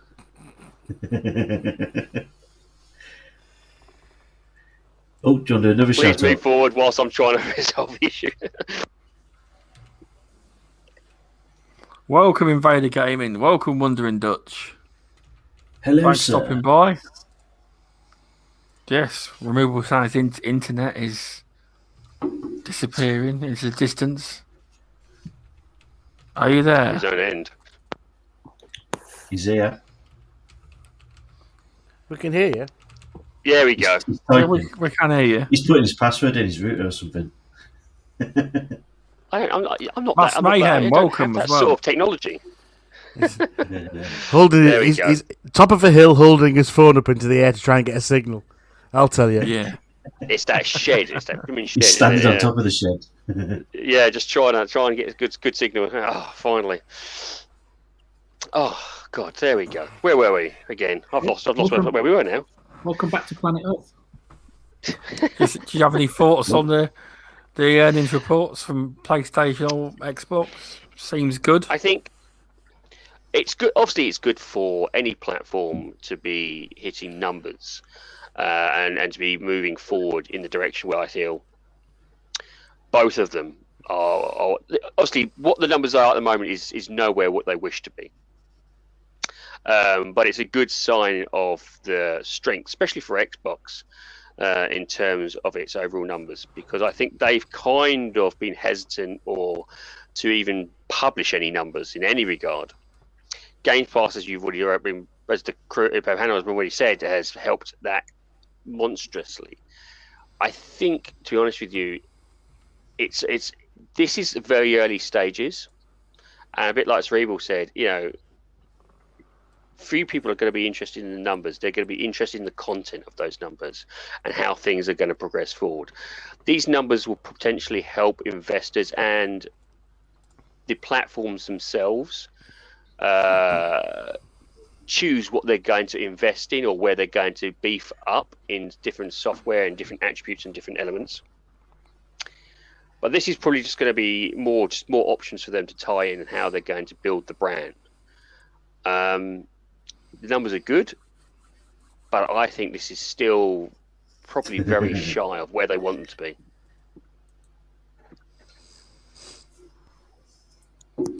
Yeah, because they want to. I know the end goal. I mean, for me, I'd say if you were a subscription service and you wanted to truly be, I'd say you've got to beat. They did say 2 billion gamers, but recent quotes have said 3 billion gamers. Now, I think you've got to beat Netflix first, didn't you? As a goal, you've got to That's a beat bit of a push, Netflix numbers. Yes, but they I keep, don't think it is. but they keep throwing out these numbers. We want billions of gamers. You've got to beat Netflix numbers first before you can. They're doing well. They're very well. They are. But you are right. I mean, I know the word billion sounds like a lot, but if you were to encapsulate the Asian markets and have the right price for xCloud, because I don't believe you could get away with the price. Like 15, is it $15 in America? You couldn't get away with charging someone that in Asia on a mobile. You'd have to go far cheaper than that. But if you could do it, you could get the correct games, because their internet's amazing out there. You could get millions on it, maybe for a lower entry fee. I know that brings in a tiered system, but you just do it to them Asian countries. If someone just wants to pay via mobile or tablet, I don't believe you could get away with charging that just for a device. But we've already got a tiered system. You can have Game Pass for PC, Game Pass for Xbox, or Game Pass Ultimate. So it's only one tier different. The tier already exists. Well, how much is normal game? Because it's $7.99. So that would be it then. That's the lowest one, $7.99. you just do a Game Pass for mobile, Game Pass for Xbox, Game Pass for PC, and Ultimate. It's the model exists already. It's getting that, it's that framework and getting it into the culture that you're trying to hit. So I think they're not going down the route, and I think we've discussed this previously. I think even VJ is probably know a bit more than I do. I suspect they're going down a very different route. When they partnered with Samsung, they're going down almost. I wouldn't say sneaking in the back door, but they're going down a very different route to try and get into that.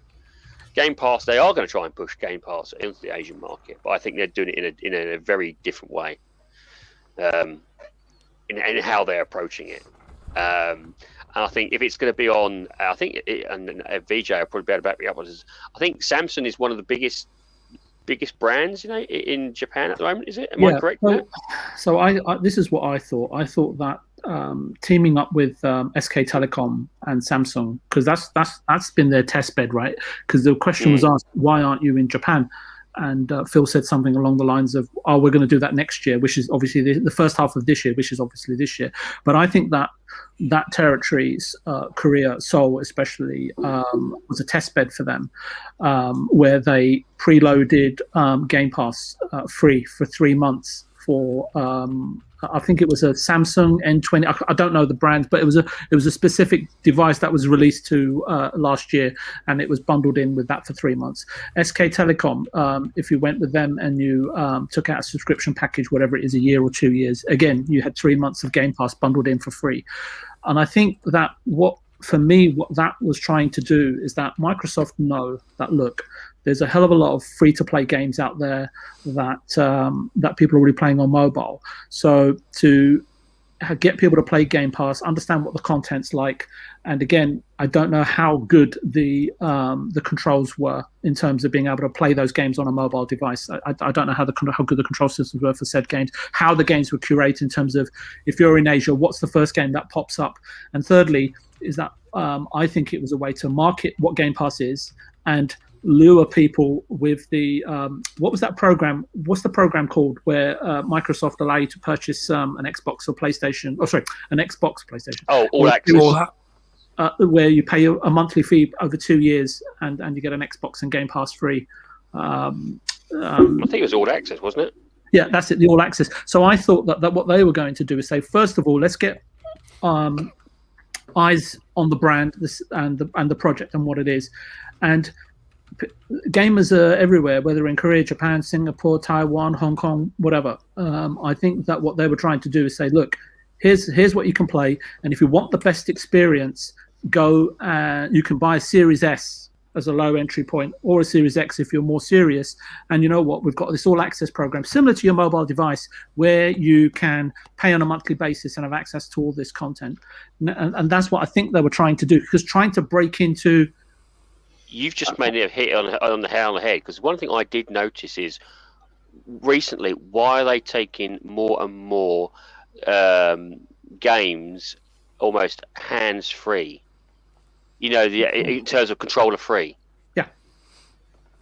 That is going to feed heavily. It's going to feed nicely into that sort of situation.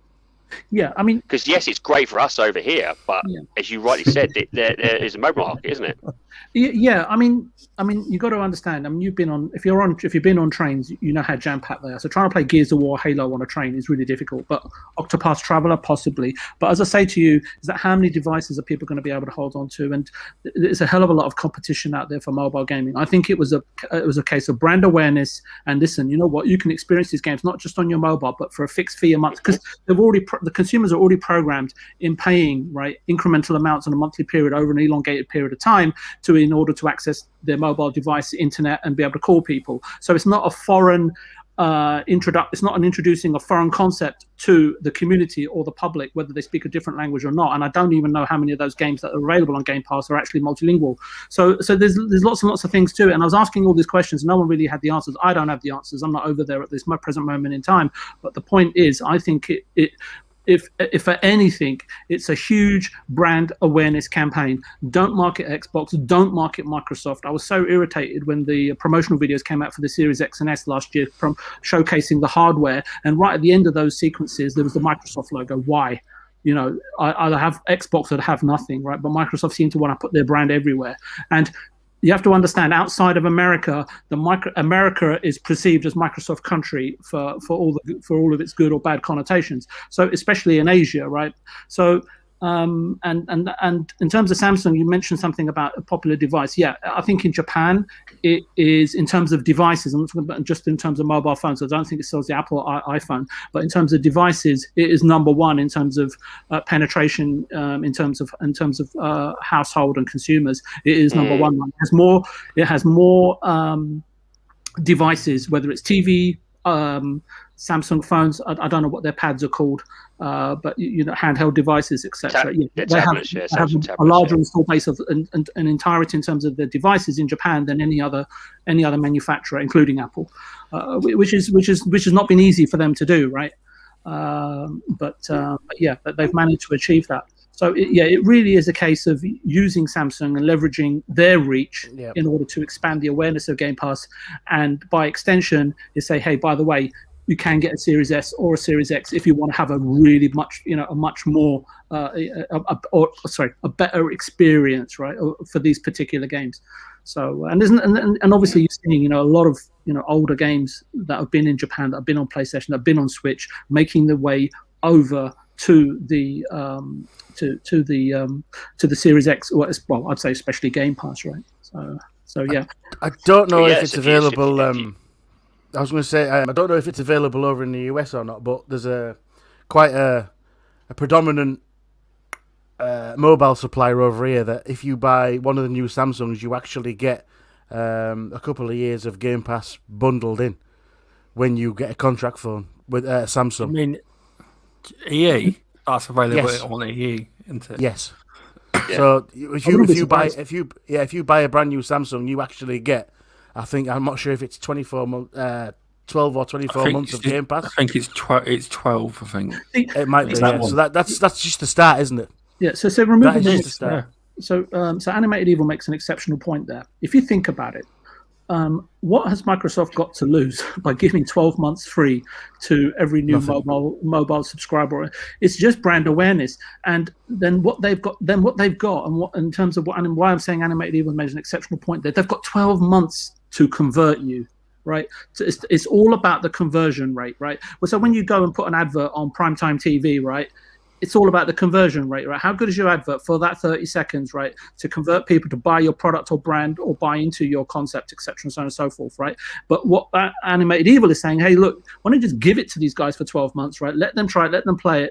Either they're going to get addicted to it, and when it switches off, they're either going to subscribe or they're going to go out and buy a piece of hardware. And then to Paul's point, hey, look, there's no hardware out there, so what's the harm? Because, it's a gateway drug, and it's a perfect gateway drug. But I don't know if Microsoft or Xbox or Phil are that adventurous or that gung-ho, right, to go out and do it. And I'll tell you what, it takes me back to 2000, and Mr. Tushi might know this. When Xbox or Microsoft were first entering the gaming industry, I remember all the talk across all the media was that at that time, 21 years ago, everyone said, my goodness, Microsoft could actually afford to put a box and everybody's home for free.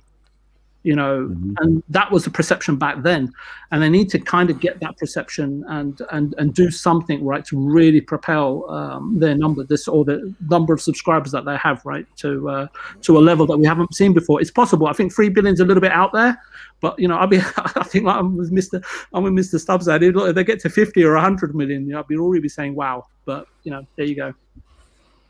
It's right though. It's like, for example, the Xbox One generation, I think I worked out over the whole gen, I spent about 20,000 on on games, the gold. I calculated everything. It worked out about 20 grand.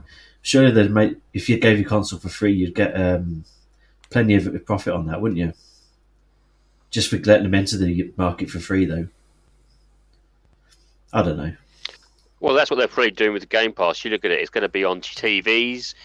You look at all these there'll be sticks Pringles. soon. Get a week free if you use a Pringles can. There's all be these little brand awareness deals. There'll be a stick soon. That's the like most a critical fire thing. stick. There'll be a stick soon. There will be. Yeah, I bet there's some kind of stick for TVs that haven't got the apps on it.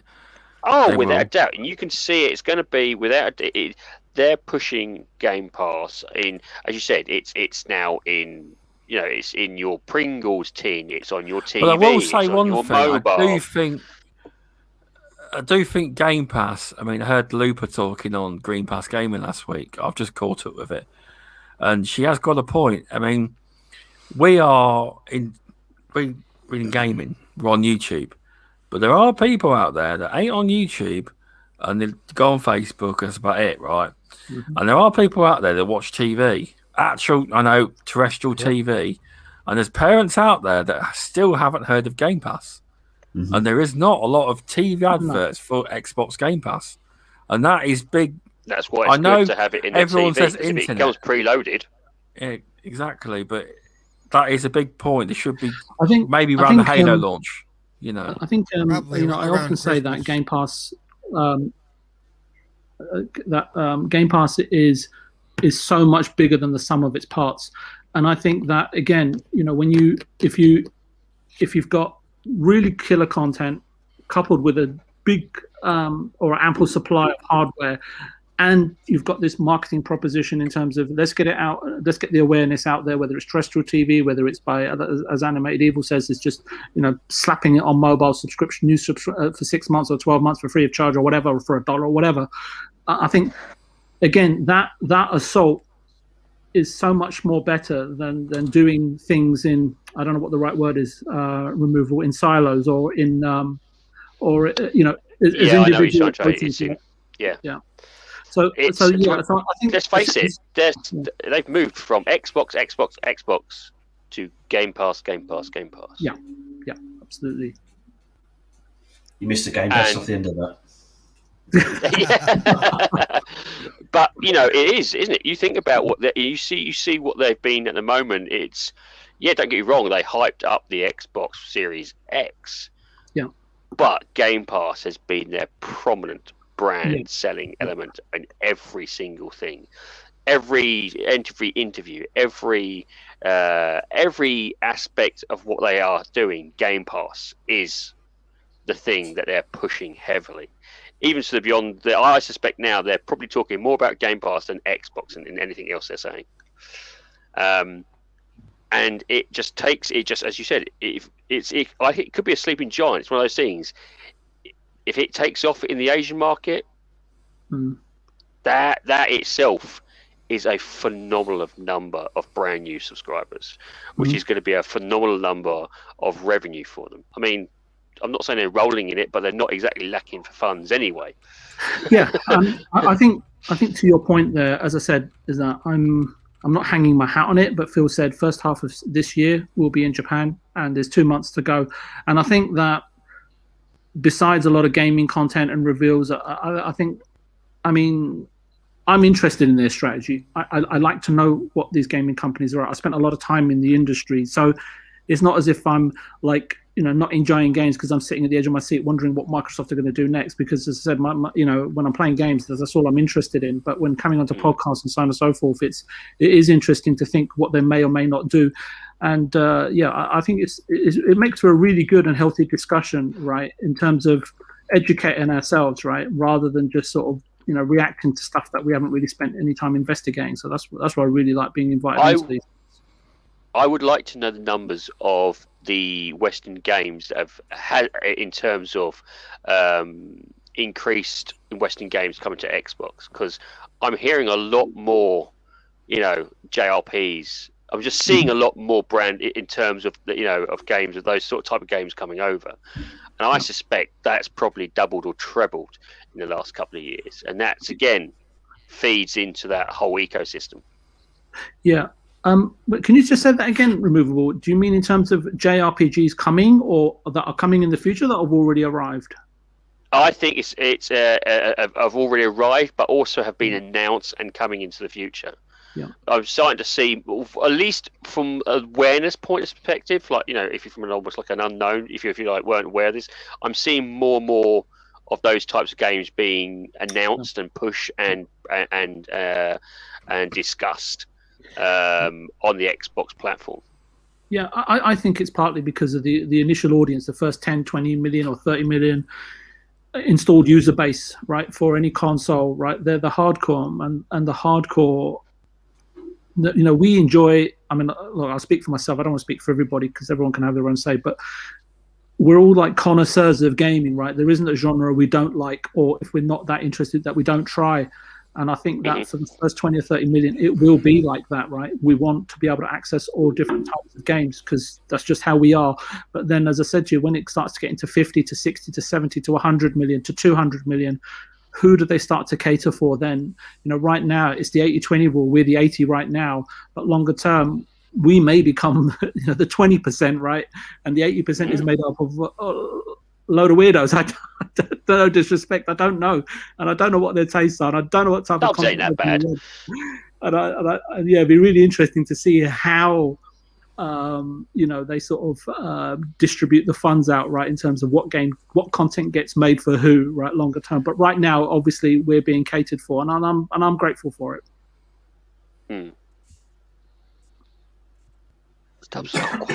You can just cut me off at any time. Don't worry. Stubbs, are you awake?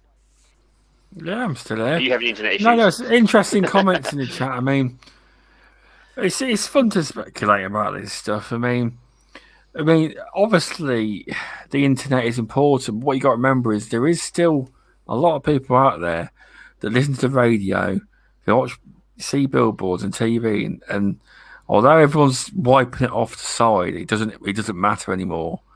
It does. CFAX. There's a lot of CFAX users out there still. Can I just sorry, Stubbs? Can I just say something? So, Assassin Looper said needs to be on advertising on TV, radio, billboards, and internet to get out.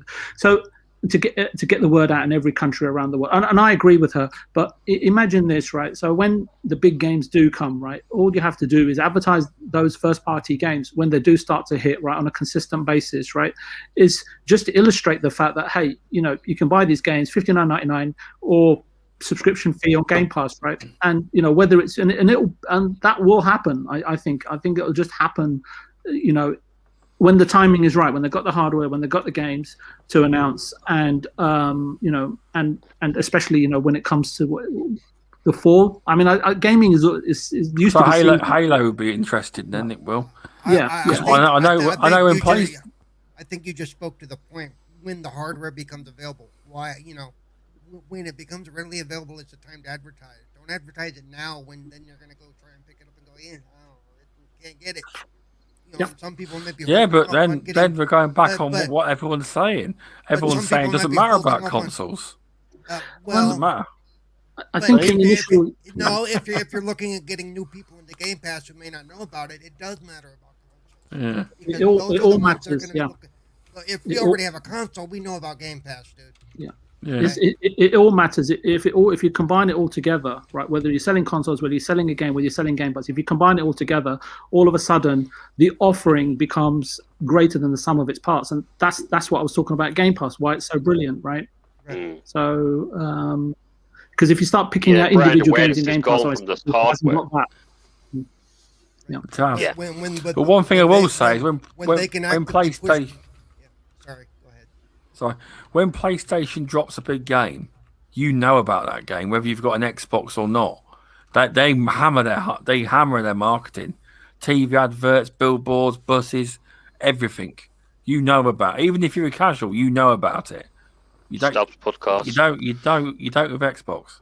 You know that's what I'm saying. That's not true. When they dropped the latest edition to Gears, it was all over my Tostino's pizza boxes. You know, it was. I will agree. Yeah, that is true. Pizza. But like I said, the big thing now is I think they're honestly waiting till they have the hardware to make the big push, because until then, the only people it's going to affect are those that are already in the know. We all know that stuff. You know, especially come fall for Christmas time when hopefully the consoles will be available. Then you're going to get targeted hey, buy the Xbox Series X, get 6 months of Game Pass or whatever, or even if it's still get a month of Game Pass, it gets them into the system to go, hey, that's a pretty good service and got all these games my kids can play, and it's going to save me hundreds of dollars a year. If I get this Game Pass thing, sweet, done.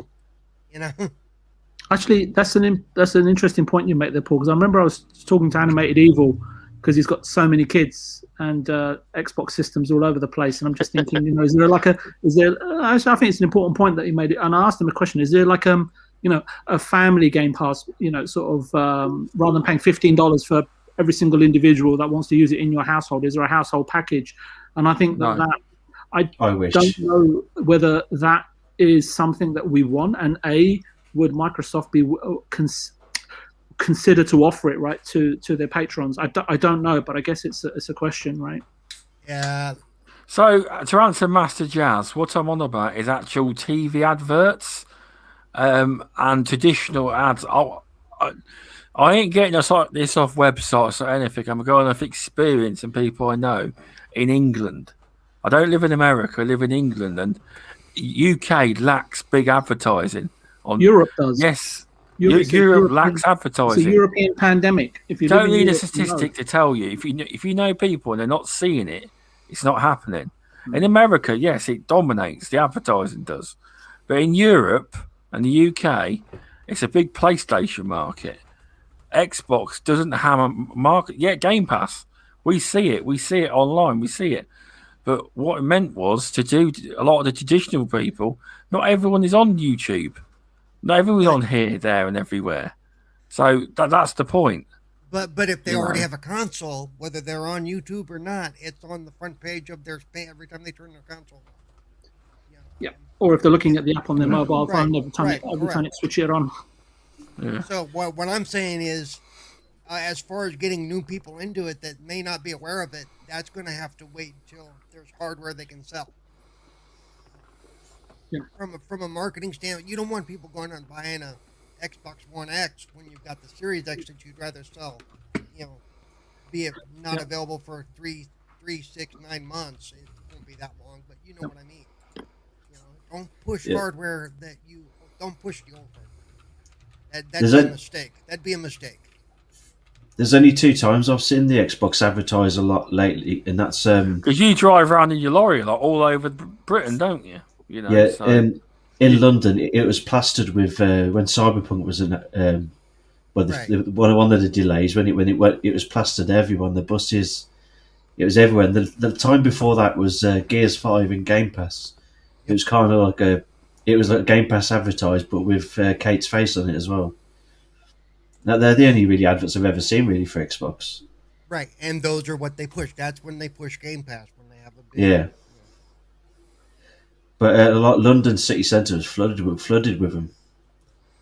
Yeah, day one Game Pass is a big push, for any big game. And yet I've never seen one. Just like you say, anime, for personal experience. Yeah, I don't live in the middle of nowhere. I live in quite a thriving city, and I've never seen one. Trust me, if I seen a bus with Gears of War on it, I'd be taking photos of it. I would. Didn't I take pictures and send them to you? Yeah, I believe so. Yeah, but like I'm saying, I've never been outside and seen something like that with billboards and things like that. And people have sent me pictures of billboards with Ratchet and Clank and stuff, but there's nothing where I live. It's just one of those UK things. Billboard spaces at a premium, isn't it? It's not as if we have them. It is. Advertisement over here is.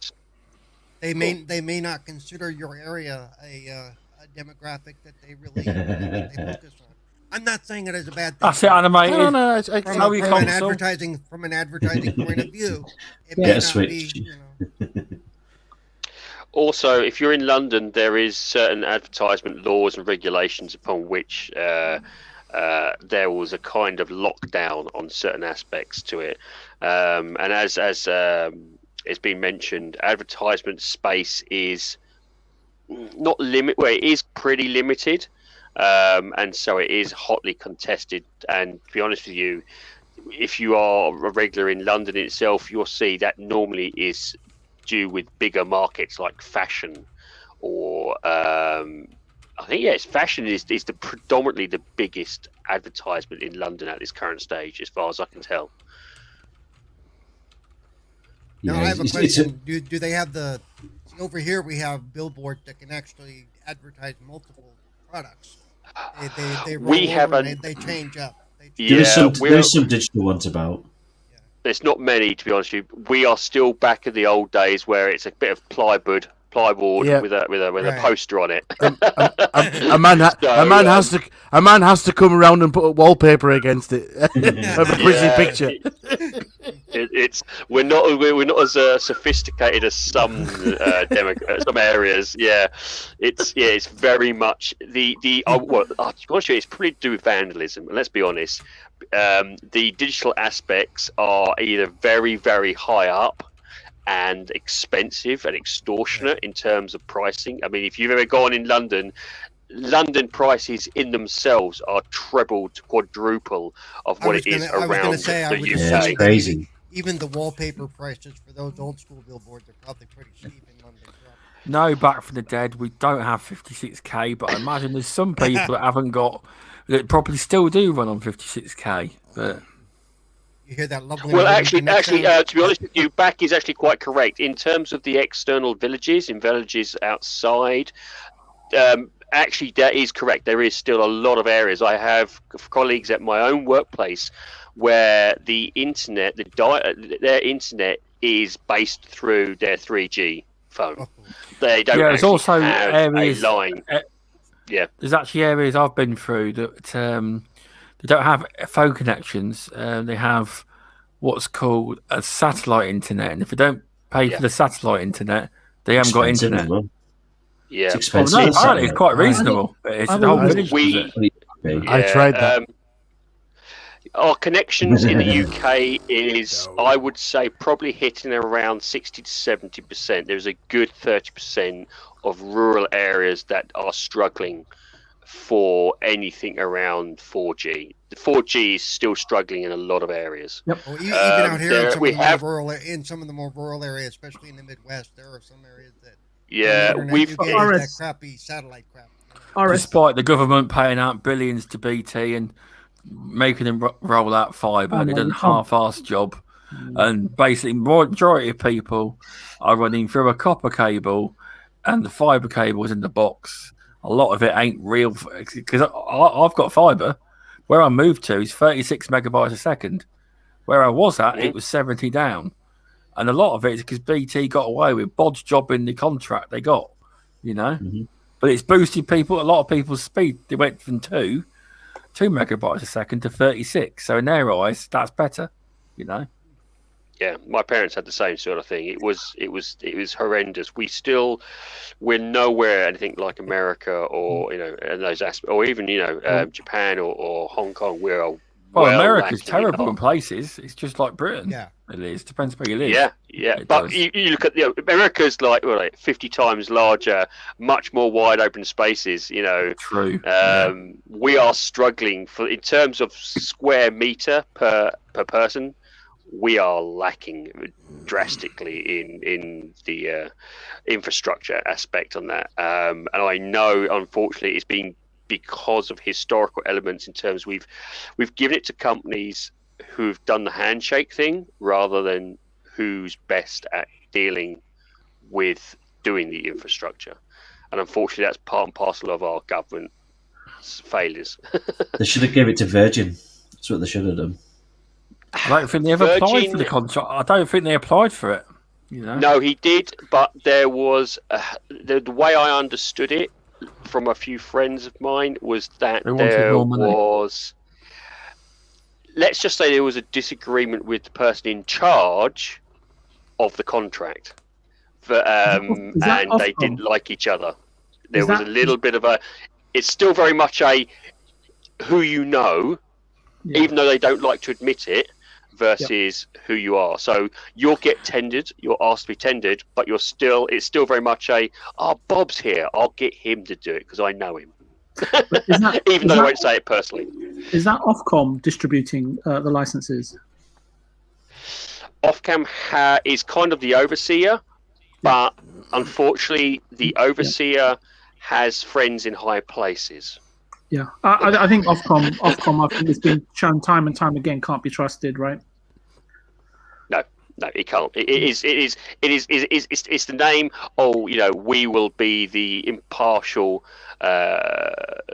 party, which is pretty much more, it's got a lot more bias than what it is letting on. To be honest with you. Yeah. It's supposed to be, a sort of public service, right? Totally devoid of any compromise, but yeah, I think it leans exactly to the words I've just spoken to. Yeah, they say to be bipartisan, but they're very partisan. Well, the people who are dealing with certain aspects are partisan, I should say. I was going to say that where I live, we have not got a choice of internet supplier because we are the only city in the UK that has our own telecoms company, the train company and everything. So because they own all the lines in and out where I live, I can potentially get Sky, Virgin, whoever, to come and service my internet. However, they have to rent the lines off the company that's in the area.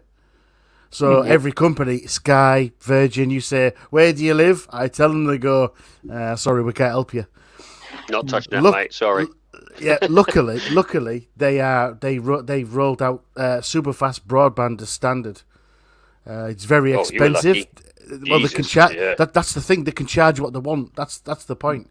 I mean, I get something like 900-ish down, 50 up, but it cost me a lot of money to get that. And I have the exact same situation as Animated Evil. There's a company called Spectrum that bought out all the small internet companies, and they've just been increasing their prices just like crazy. And I think actually Spectrum, I need to have a look into it. They actually got kicked out of New York. But yeah, it's not a good situation right now. I pay $100 for no data cap, 70 down, 5 up. I'm not kidding you. Wow. That's I get absolute shit. So yeah. Jesus. My internet's £30 a month, but Yeah. I pay 55, which ain't bad, is it really? I get a reduction every year. Then what they do is they increase it over the period slowly. And my Mackie D's is here. So anyway, it's been a good show. We ran over a bit, but yeah, thanks for coming out tonight, everyone. The chat's been really good. Dragon Ball, Shizno Elite, Assassin Looper. Let's go up the list. The Indie Gamer, Back from the Dead. VJ. I always do this. Back from the Dead. Yeah. I'm back from Master the dead. Jazz 09. Fastback. Let's go back up the list. Who else we got? A lot of chat tonight. Yeah, VJ. The Lure Kings of The Lure Kings of OSRS, Mass Mayhem, and loads more. There is. I can't get them all, but very good. Thanks for coming by, everyone. Thanks, Mr. Tushi. Can you tell people where they can find you, and have you made your mind up about which games you're going to play this weekend, or has that meeting not happened between you and the good man next to you? That tweet went out on Sunday. Oh, okay. Oh, nice pussy. Oh yeah, right. Oh, God. It's a bit fluffy. She's getting all needy. She must be hungry or something, or just wants my attention. Set Mackie D's, she's sniffing it. She gets smelt them jealous chicken when I'm nuggets. You said chicken nuggets? I did, yeah. Paul's ordered chicken nuggets and the cat can smell them. I did order chicken, the new crispy chicken sandwich. Yeah. Nice. Yeah, what we've decided this week, we're going to go through. It was it Ben Dude's idea? I don't know. You just told me what we were playing. I don't know. It may well have been. We discussed on the community game that we're going to have a Star Wars themed weekend. Oh, that's right. We're Star Wars Squadrons on Friday all night, and then we're playing Battlefront 2 on Saturday night, and we can actually experience with the FPS boost. And so they've all had all their little tweaks, so it should be good. I guess I need to reinstall Battlefront 2. And you can get your flight stick out on Squadrons. Good to hear. Also, you can plug in your flight stick to your Series X as well. Yep, I'll be testing that out as well. I'm not jealous at all. Good to hear. So, Yeah, it's all good. anywhere else I can find you, or was that it? Can't find me anywhere. No, you can find me anywhere as Mr. Tushi. Pretty much just type it in, you'll find me. That's about it. Okay, Over to thanks for Aminated. coming on. Yep.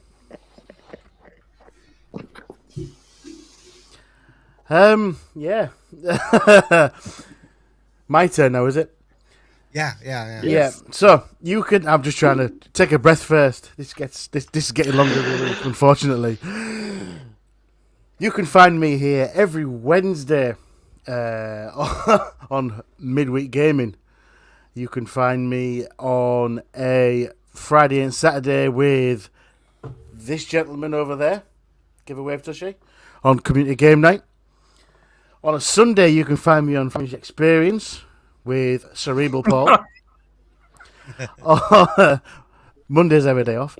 Tuesday, you can find me on 4GQTV Radio when we can possibly do it, and on other 4GQTV projects as well. Hey. You can also, if you need to get in touch or need to find me, you can get me on Twitter and YouTube, animated_evil, and on Xbox and Twitch, animated evil 857. Sorry about that. I feel like the deck's getting shuffled over here. It's kind of just... I'll tell you what, you're like Pong Soul. You've got that many announcements of where you are. Yeah, I have 5 nights out of 7 where I'm doing something, so it takes a while. That away. I don't want to see that anymore. No, stop. Does your missus go mad at you for spending so much time on doing stuff? Missus? You think I've got a missus? Like I said, no, she does, mate. Yeah, it's not a happy house sometimes, but well, it is what it is. My missus go, let's go and do this tonight. I go, I can't. I'm on a podcast tonight. She's like, oh.